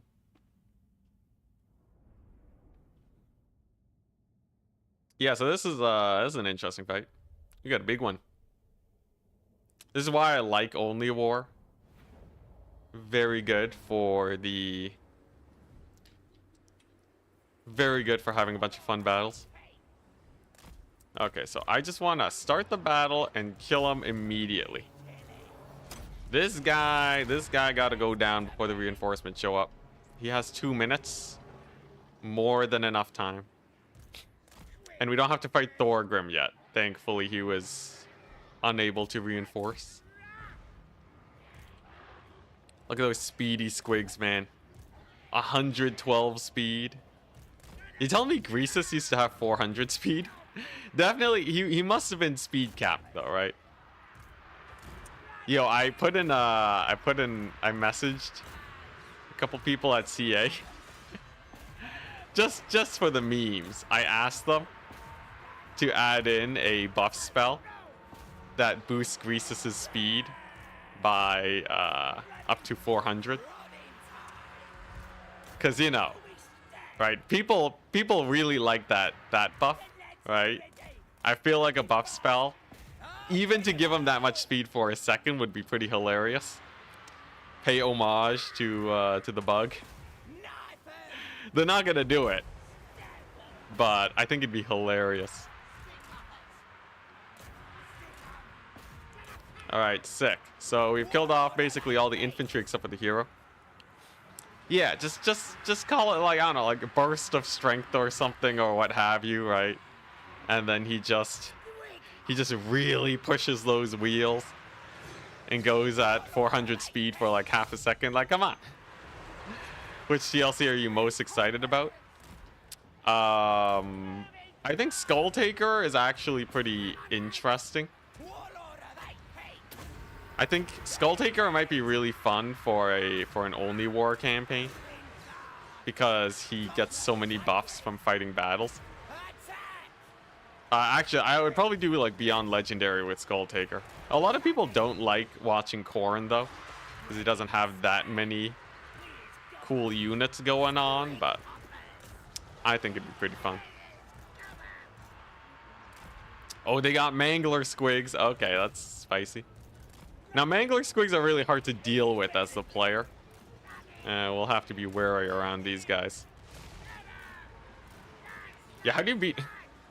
how do you Mangler Squigs as the player? I guess I just have to sacrifice a couple of units. Probably, yeah. Mangler Squigs are pretty strong. They're pretty strong if you have to play against them. Let's just back up. Yo, the new Skull Cannon? Yeah, that one's really hype. I think it'd be fun to do a no restrictions Beyond Legendary campaign where we get the Ultimate Crisis going.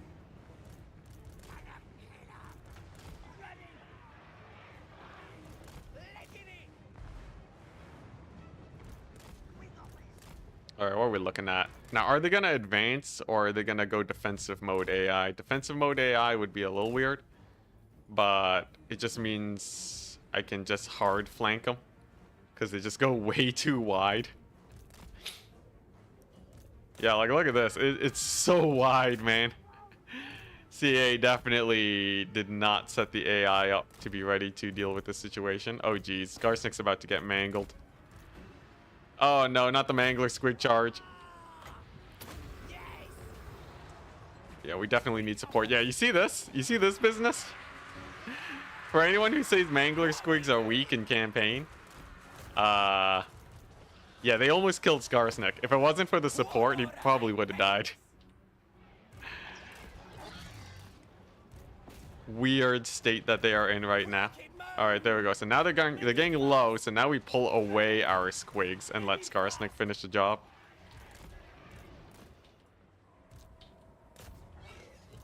And then we can just kind of surround this group of units and we should be fine.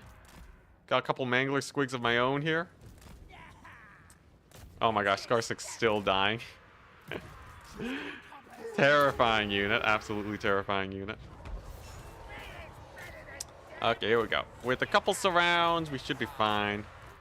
How's Skarsnik doing? Okay, we get the Squiggies dead, but not without a couple losses. Skarsnik's bleeding too. Get out of there, my dude. We're gonna focus on this engagement over here. Probably suicide my Mangler Squigs on some infantry. And we'll see how this pans out. We got a couple flanking charges going. That's nice. Skarsnik routing. Brutal. Do Confederated Lords like Skarsnik still have follow the plan skills? I think they do, yes. I believe they do.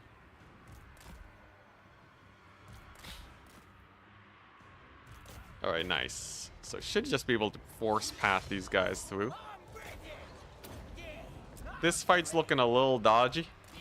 I think it's still in my advantage, though. And then we just have to... I guess I can send Mangler Squigs to try and kill the heroes.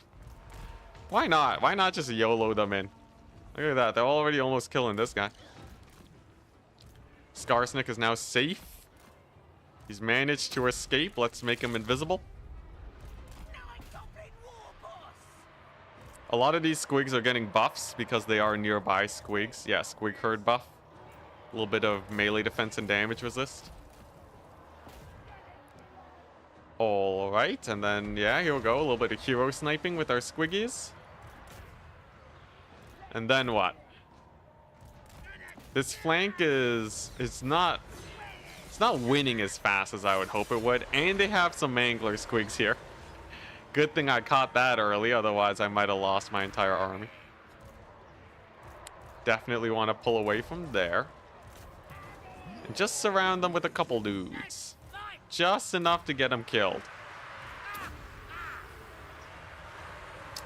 Most of their units are idling in the distance here, not being too useful.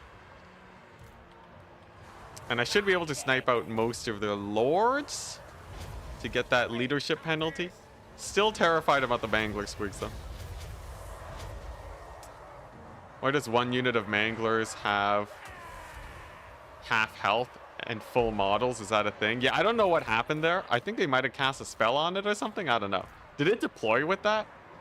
Because that would be real weird, but I don't know. I guess apparently it's a thing. Apparently it's a thing. Ooh, we got surrounded. That's not pretty.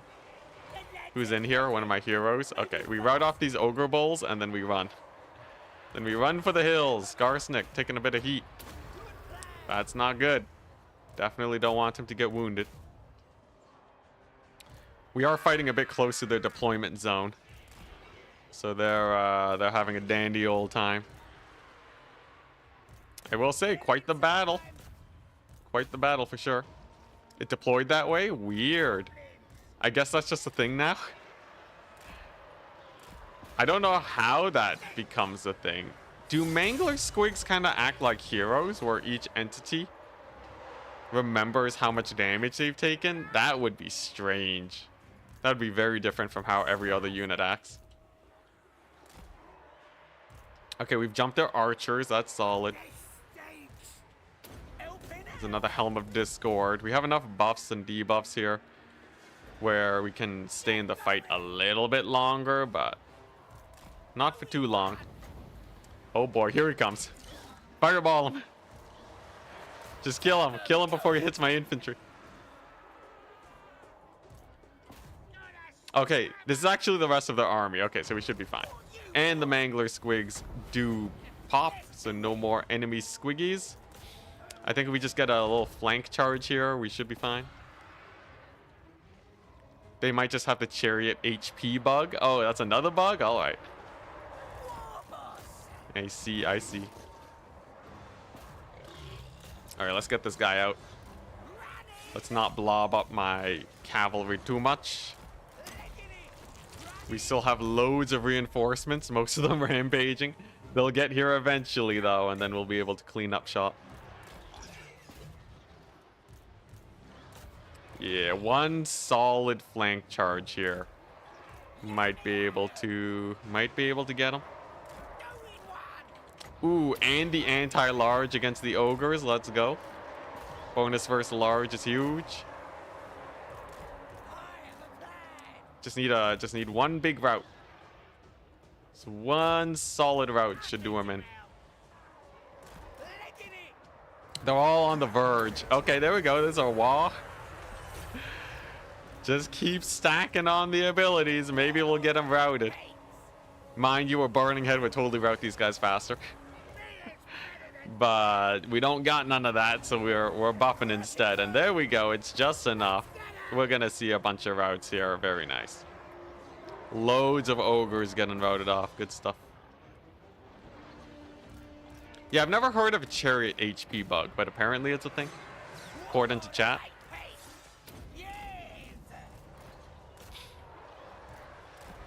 Okay. Solid, solid. Now it's just a bunch of heroes that need to get hunted.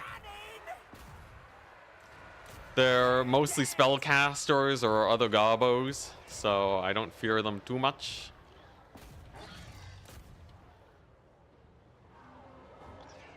There's one ogre guy chilling over here. So come on. Skarsnik plus a dude here. Easy fight. Hopefully they get army loss soon. This is Noblars only though, so I don't know Oh, okay, there we go. It does trigger. Very nice. Yes. I think it's because I have enough reinforcements and such. Usually, though, I'd have to whittle them down a little bit further to get army losses in. Chariots and some models can have funky behaviors involving their HP. Interesting.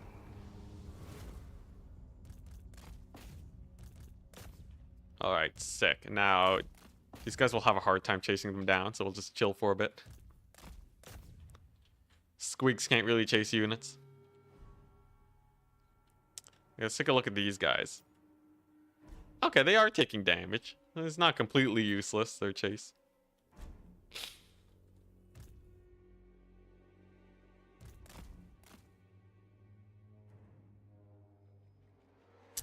It is pretty slow, though. Let's see here. Let's try... What if I just get all the squigs off of them? Will they chase better? Maybe? Yeah, but then they just can't catch them is the problem. Don't know exactly what's going on. Okay, there's some solid hits. Yeah, I feel like units that are route at march speed now or something. They move so fast. And then that might be making it harder to chase them or something.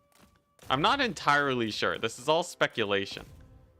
We need some patch notes. Wait, like... So, like, look at this guy's speed, right? He has a speed of 37. If we compare him to this unit of squigs, this unit of squigs should move at twice his speed. Maybe they are? How fast does he move compared to infantry? I don't know. But like you see when I give an attack command, it's just kind of pushing him forwards. I don't know, whatever. I'll take the victory.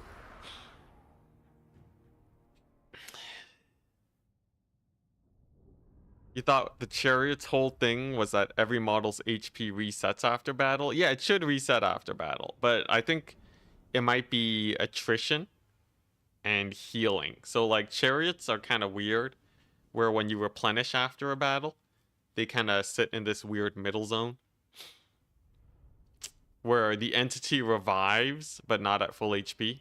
Or if you take attrition, I think it's sometimes a bit weird too. But I think it's mostly with replenishment.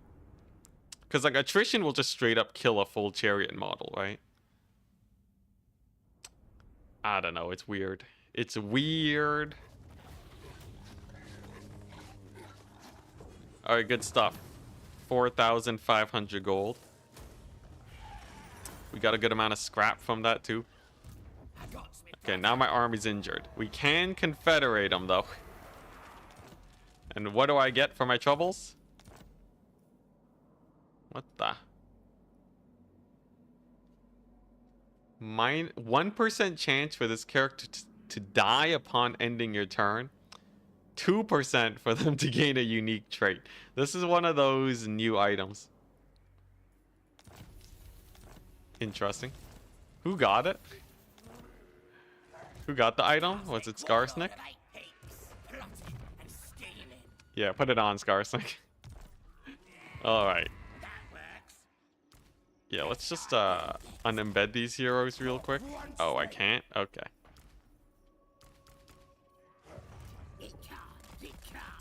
Ah, darn, that's unfortunate. The random death helm, yeah. What did I get? Oh, dang, I got Urkund? Ah, now I want to hold it. The temptation to hold Urkund is strong. Alright, well, I gotta at least give it a good shot, right? Ah, man, this is real awkward now. And I want to keep these heroes alive. There's a lot I want to do. I know, a full province. What a blessing. Gorbad, I implore. Alright, well, let's go defend the speed bump real quick. And then figure out what we're doing here. Now, obviously, Thorgrim is the big bad that we gotta manage. I can do some shenanigans, though. So if we siege this, they can no longer support Thorgrim in his mad conquest. And then, can I actually attack him, though? We can attack him. Okay. Kill 'em all. All right. Well, that just makes things double awkward. I guess we're just... Looking at the you one. I could take a fight here. Okay, so that's 4 armies.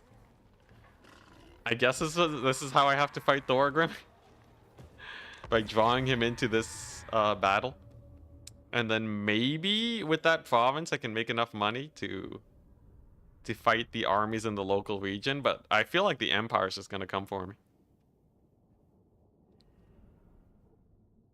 Wall camp Thorgrim. Ain't no walls. And this Skarsnik's army is too beat up. It's fine. It's a bunch of dwarves. Dwarves are really bad for squigs. Because they don't have anti-large spears like the other factions do. And squigs have insane armor-piercing damage, which makes dwarves way weaker. Like, the scariest thing for squigs is high damage.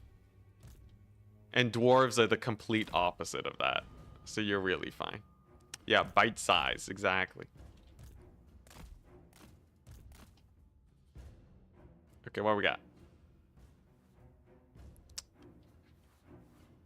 We got some units here, alright. Bunch of squiggies. There's his army. We got a gyrocopter incoming. We gotta get the rampages out of our system.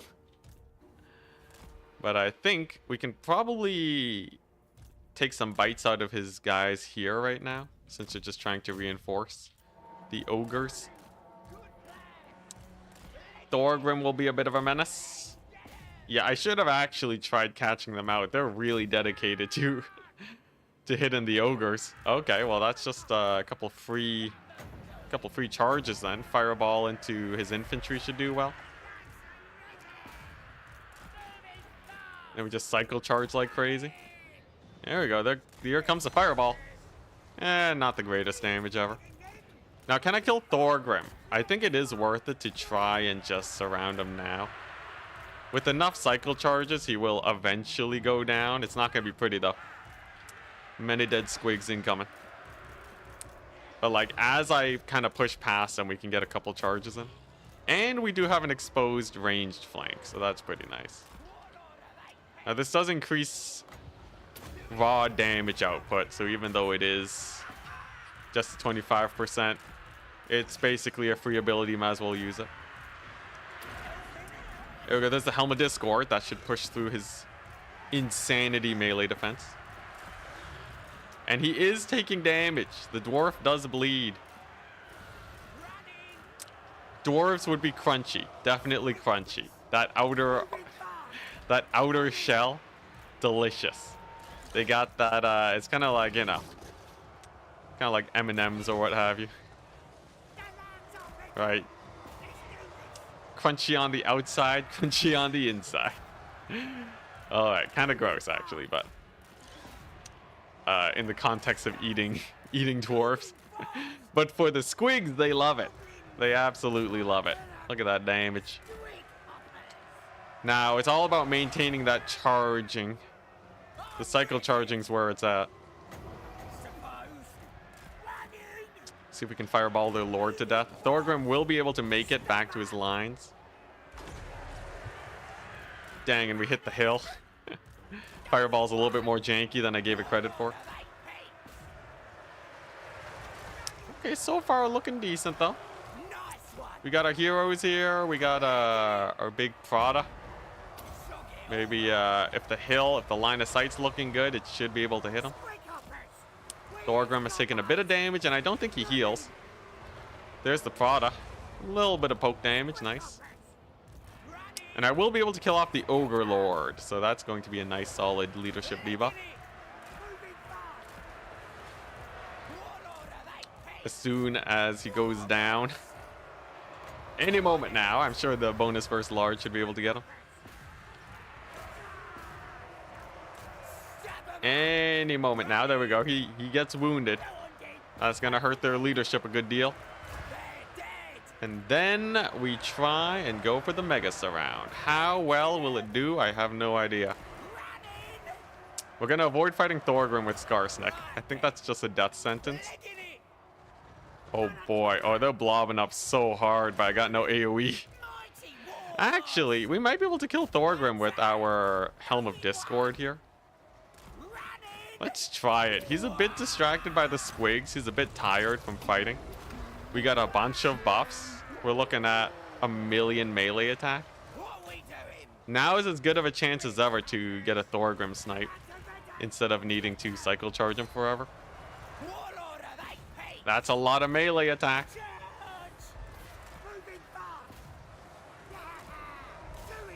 Thorgrim kills after the battle. Definitely not 100. He's at 11, man. You guys underestimate my Lord Snipe capabilities. Thorgrim's gonna go down. Now, a lot of my buffs have worn off now, so he's a little spooky, but shouldn't be that bad. Yeah, Squigs are king versus the dwarves. Squigs do not care about fighting dwarves in the slightest. Okay, come on, Thorgrim. Come on, you can go down. It's definitely going to be a lot of casualties after this battle. But it'll be worth it. We'll have a new defeat trait. We'll have loads of money to recruit Squigs into the horizon. As long as 1,020,000 stacks don't show up immediately, we should be fine. And he's routed. Get wrecked. He only has 11 kills. What a tragedy. Okay, now I need my reinforcements. There we go. Thorgrim goes down. That is all the lords dead. Now we just have to kill off the heroes. I actually don't have that many Squigs nearby. It's a little sus. It's a little sus. This little pocket should do well, though. Especially with Helm of Discord back and a few more buffs. This pocket, not as well. So we're just going to disengage with them. You got wrecked as hard as Thorgrim? Yeah. Thorgrim got annihilated. This was huge. 40 melee defense. So obviously Thorgrim's greatest strength is that he has like 70 melee defense. So he turns what is typically 35% chance to hit down to like, 10% chance to hit. It's brutal. But if you can give yourself enough melee attack, he doesn't have any of that. And it becomes as weak as any other lord, really.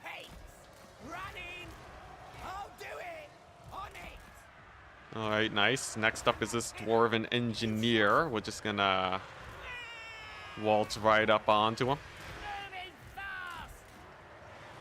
Our reinforcements are coming slowly but surely. These guys will fight to the last. They are dwarves after all. Skarsnik taking a little bit of heat too. Oh, and the bomber drops. Oh no, those are the miners. The miners with blasting charges putting in work. Still though, my Squigs are unbreakable as long as they're close to each other. They are unbreakable. Ooh, don't die, Esther. Don't die. We're gonna pull you back into some safety.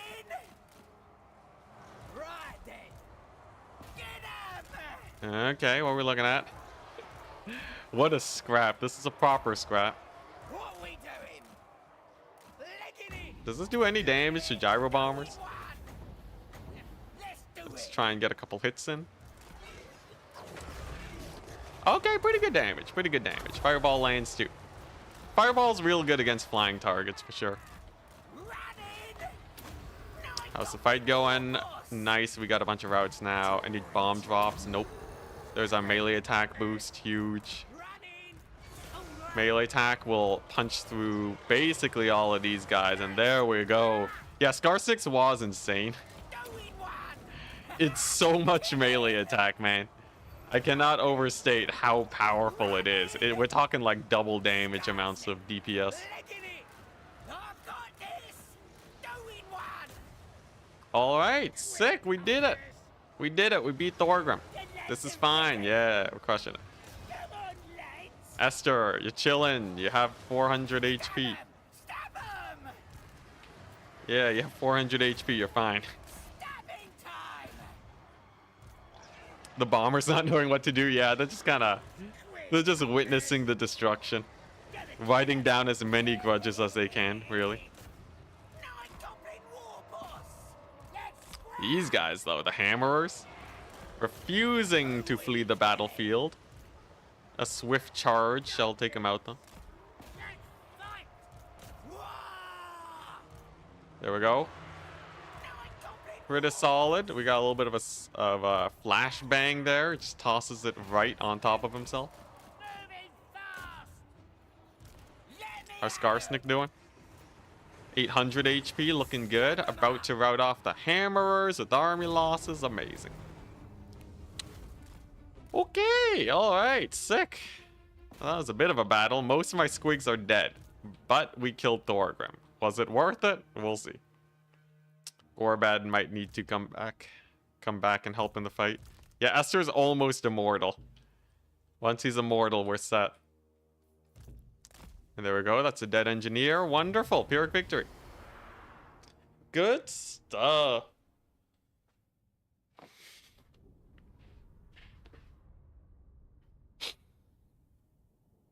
All right.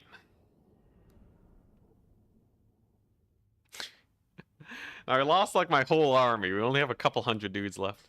Are you squigging today? We're squigging pretty well. We're squigging pretty well. We just beat Thorgrim with a couple hundred forces. Couple hundred entities. Did cost the lives of my scrap upgraded squigs, but they can be replaced.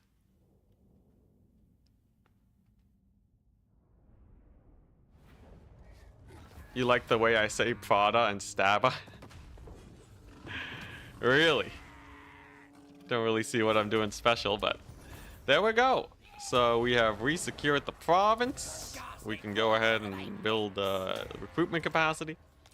And I want to actually like secure this place. Let's lock it down, right? Get some walls going. Because we have just been bestowed a whack load of cash money. So more squigs for days. Yeah, on the plus side, much lower upkeep. That does solve one of my issues. And in the meantime, boom. We're going to try and secure this settlement with the power of 1,000,000 squig herds. We do not need many of these buildings. Yeah, we have a bunch of buffer states, but like Horn is right over here. We did recently beat them up though. We got some Beastmen, we got some Skaven. It's a bit of a toss-up. This is like really out in the open. I just need to have 1,000,000 armies operational if we're gonna survive there, but you never know. I do have a lot of armies. An interesting situation this is.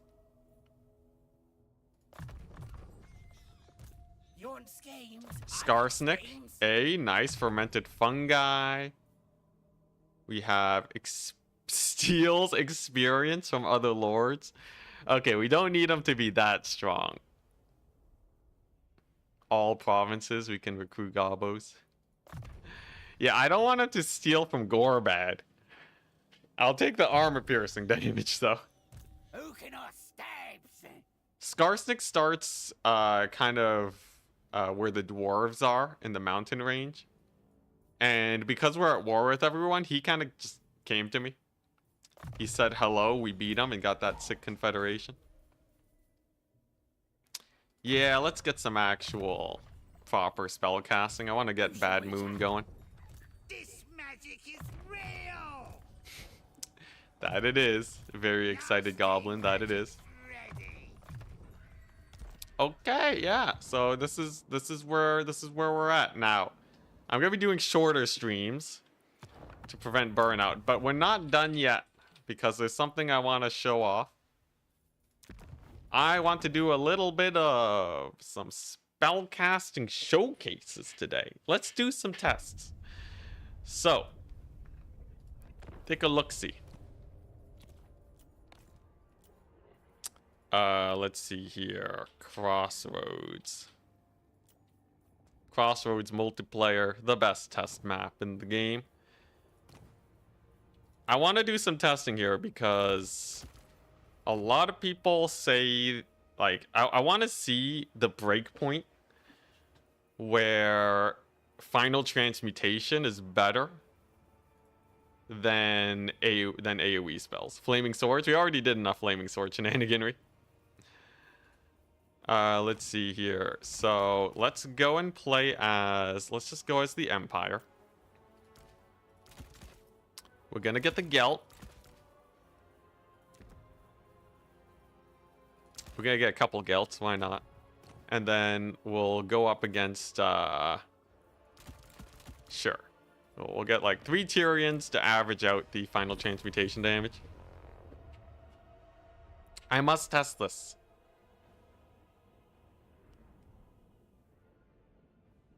They 100% killed Curse of the Bad Moon with the new model. I like the new model. I think the stats, the damage stats are the same too. I don't think they changed too much there.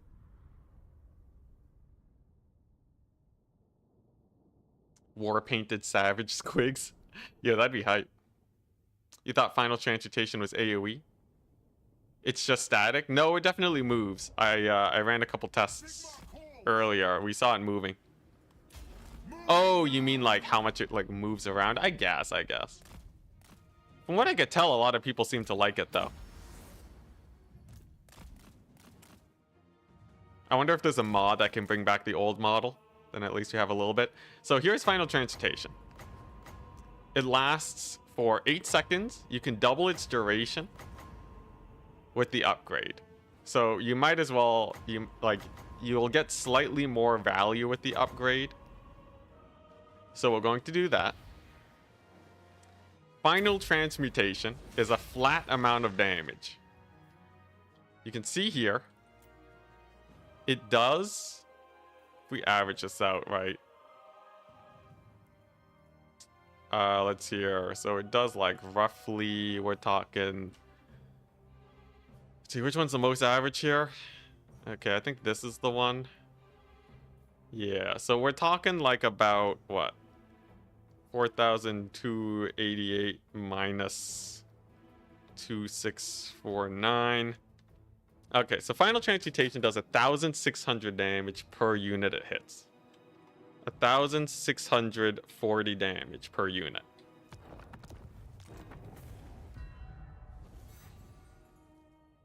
That's pretty good. That's like a solid amount of damage. Here's the problem though. Final transmutation overcast costs 26 winds of magic. Right? So that means really, if I divide that number by 26, you are doing 63 damage per winds of magic.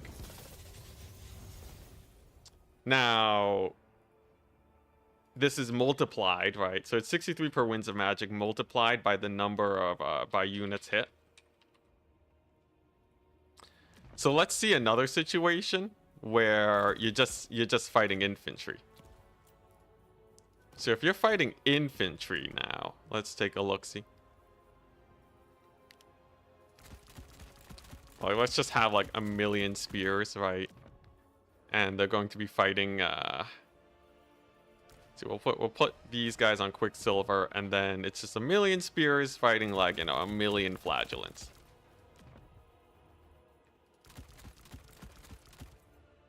What'll be better?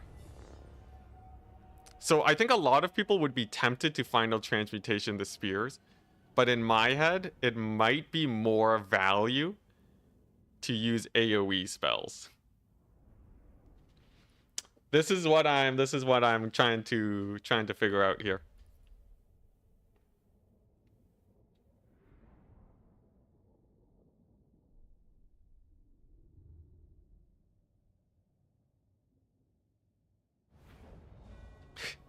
They said math wasn't going to be useful past high school. Yeah, the gaming. I swear, that's where I see most of math in my life. All right.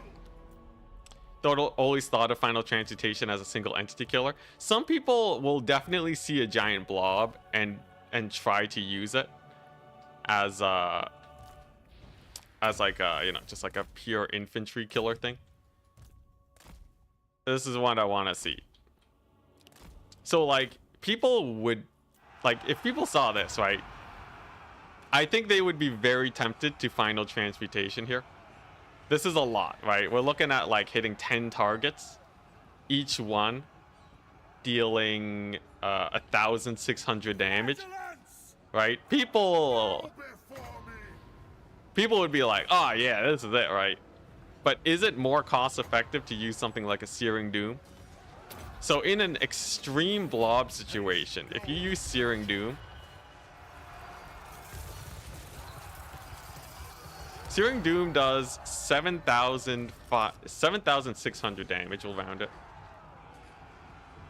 7,600 damage. How about like a Gehenna's Golden Hounds, right? So that's Searing Doom. Oh, did I use the same Gelt? No, I used this one. No, I used the same Gelt. Whoops. Gonna have to do a little bit extra math. Yeah, so like Hounds in like a super situation, right? That does what? 2,200, 22,600 minus 7,600. Whoops. Plus 760 minus, whoops, that's divide, minus 7,600. Okay, so that means it did 15,000, right? 15,000 for Hounds. Now, how much damage will an Overcast Transmutation do? Yeah, the double Gelt test. So an Overcast Final Transmutation, it actually... Okay, yeah, so an Overcast Final Transmutation, right, does 17,650 damage. So that's actually really interesting. Now, obviously, damage to Tyrion is valuable, but this really shows because Searing Doom and Hounds cost 14 winds of magic. Final Transmutation costs 26 winds of magic. So if you're actually limited on magic, it would be better to just keep spamming Searing Doom and Hounds. Like, this will do way better at clearing infantry. That's kind of interesting. Now, another thing I want to test is Plague of Rust versus Final Transmutation. Because I think that's another big one where people might be tempted to Final Transmutation like 1 or 2 single entities when Plague of Rust would do better. Particle effect pretty. that is a pretty big consideration. So even in like, that was like a hellish blob, right? You're getting, like, I hit like at least 15 units of Spearman. That was like 18 units. And Final Transmutation, well, actually, you can just do the math. I hit 11 units of Spearman on 11 units. That's insane. Most people are only going to Final Transmutation like 5 units tops. So now what we want to see is how does it compare to something like Plague of Rust. So let's get like another double Tyrion going. We're going to set this to sandbox difficulty. And then I want to see how Flagellants do, a unit that doesn't have that much armor piercing, against something like Tyrion.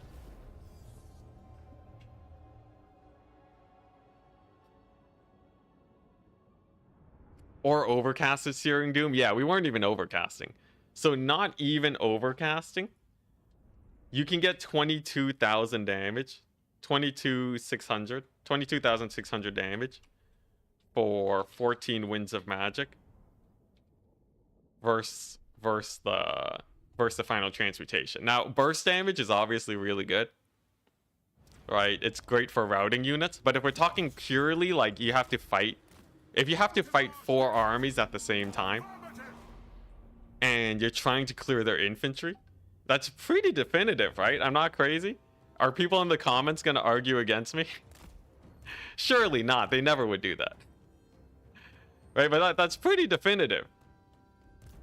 You just do, like, you never want to use Final Transmutation on infantry. It's just not worth it. even in the most value situation, right? In a situation where you're hitting 4 units with final transmutation, you'll get more value with Searing Doom. I don't think there's a single situation where that works out. Now, Plague of Rust. I want to see this. So, Plague of Rust is a spell that Overcast reduces armor by 60. This is a huge amount, right? Tyrion goes down to 65 armor. Now, how does this compare to a Final Transmutation, right? So, Final Transmutation Overcast, because it's more value. This is 26 Winds of Magic. Alright, so 26 Winds of Magic. Whereas Plague of Rust is 6. Alright, so it also lasts a hella long amount of time. Let's see here. So, Plague of Rust. So we have Flagellants fighting here, right? In a battle where you're not swimming in magic, this is probably as best as you're gonna get it. So let's get the second Plague of Rust going. Let's see how our Flagellants actually compare. I really wonder how this is gonna look. So that's 2 Plagues of Rust. This is 3 Plagues of Rust.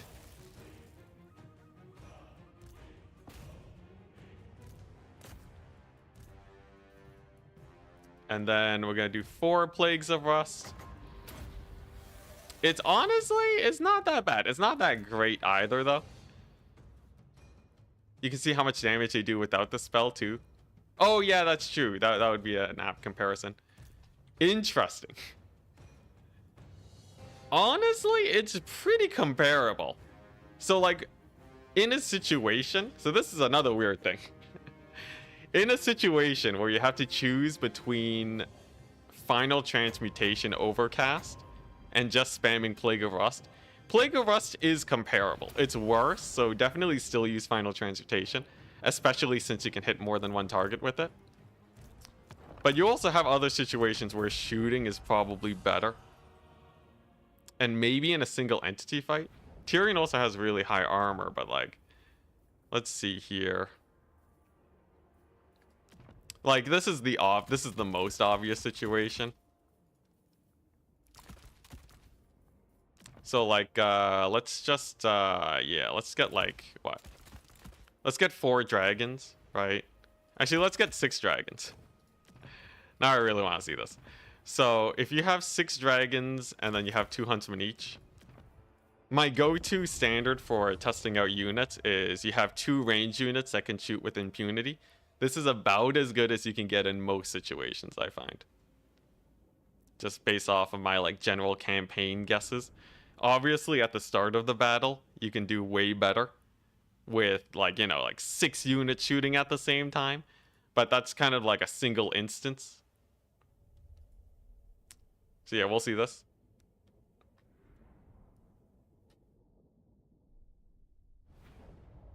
So who does it better? So we have a million huntsmen, right? We got, well, not even a million. We got some huntsmen and they have to kill some dragons. I wonder if Plague of Rust will do better here.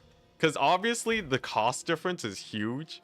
Any situation where you can make Plague of Rust work out is a good one. We're going to put them at about medium distance. Alright, to simulate the fact that you won't always be able to shoot. You won't always be able to target perfectly. Yeah, Gelt has that 1 Winds of Magic too. Alright, so I want to see this, right? How does Plague of Rust compare to Final Transmutation? So, this one is going to Final Transmutation, the 3 dragons. Most people would look at that and be like, yeah, that's amazing. Definitely, you know, they wanna do that. But does Plague of Rust do better? Let's see. Obviously, the duration is very, very long. See the Final Transmutation hits. Does a good amount of damage. But as you see right now, Plague of Rust gets that first dragon routed off before the final transmutation. Okay. So it's close. Yeah, in a range battle, so we're just gonna base it off of like cooldowns now, because cooldowns are very important. Yeah, honestly, this is kind of hype for Plague of Rust. This is kind of hype for Plague of Rust. Yeah, final transmutation, when it comes to large entities, I would probably put my money on Plague of Rust. How do dragon scales even Rust? No idea. Yeah, in terms of raw time to kill, if you have 2 huntsmen or more, Plague of Rust is actually more effective at helping your range units kill large entities than a final transmutation. The breakpoint is roughly at around 3 large entities. But if you're actually going to, you know, definitely though, if you're going to be killing foot characters, final transmutation is king. But even considering cooldown effects, Plague of Rust does better. Would you look at that? Yeah, so hopefully that's useful to you guys. If you want to be maximally effective at getting your damage per winds of magic, don't use final transmutation on large entities that you're going to be shooting, because Plague of Rust will probably be more effective. And don't really cast it on huge blobs of infantry, because Golden Hounds and Searing Doom is better. Now I have to cover my butt here, right? Because obviously in some situations you're going to have infinite winds of magic and you want to use all your spells. This is specifically talking about situations where you're trying to be as effective with your winds of magic as possible. But yeah, anyways, there you go. Hopefully that's useful. They seem way more balanced than they look, to be fair. Yeah, actually, Plague of Rust is the one spell that I think is really, really strong. Because in a lot of, it's like a debuff spell that's really strong. Because in a lot of situations, it like doubles the damage of your Huntsman. Unlike other spells that just increase it by like, you know, 25, 50%. It's good. So try it out. Use it more. I think that's basically it. Yeah. All right. Well, that's going to be the stream for today. Thank you for sticking with me for my little bit of unit testing today. I'll go ahead and turn that into a nice and concise edited video. Enjoy the rest of your day. Maybe I'll stream tomorrow. We'll see. I might want to take a break. Just to chillax. Then again, these short streams are good for making videos, so maybe I'll do that. And yeah, in the meantime, let's see if there's somebody we can raid. Yeah. See, people really underestimate Plague of Rust, man. Plague of Rust is crazy. Right? When it compares to Final Transmutation Overcast on 3 Dragons, when it does just as well as that, it is nothing to scoff at, man. It's a really good debuff spell. Probably one of my favorite debuff spells in the entire game. Hey, nice. We can raid Mercy the Mad. Wonderful. Alrighty. Mercy the Mad. Spread the word, people. Next time you see someone use Final Transmutation when they shouldn't be, let them know. Let them know that they're goofing it up. Equally so, that means that it'll also be just as good against infantry. Like, you would rather Plague of Rust infantry if you're shooting them than Final Transmutation, like a pocket of elite infantry. Alright, let's see here. Come on. Mercy the Mad. Do I have to do it with no spaces to find them? There we go. Alright, everything's set up. Enjoy the rest of your day. Enjoy the raid, and peace out. Spellbusters is a great name for a series. Ooh, maybe. Alright, I'll see about it. Peace.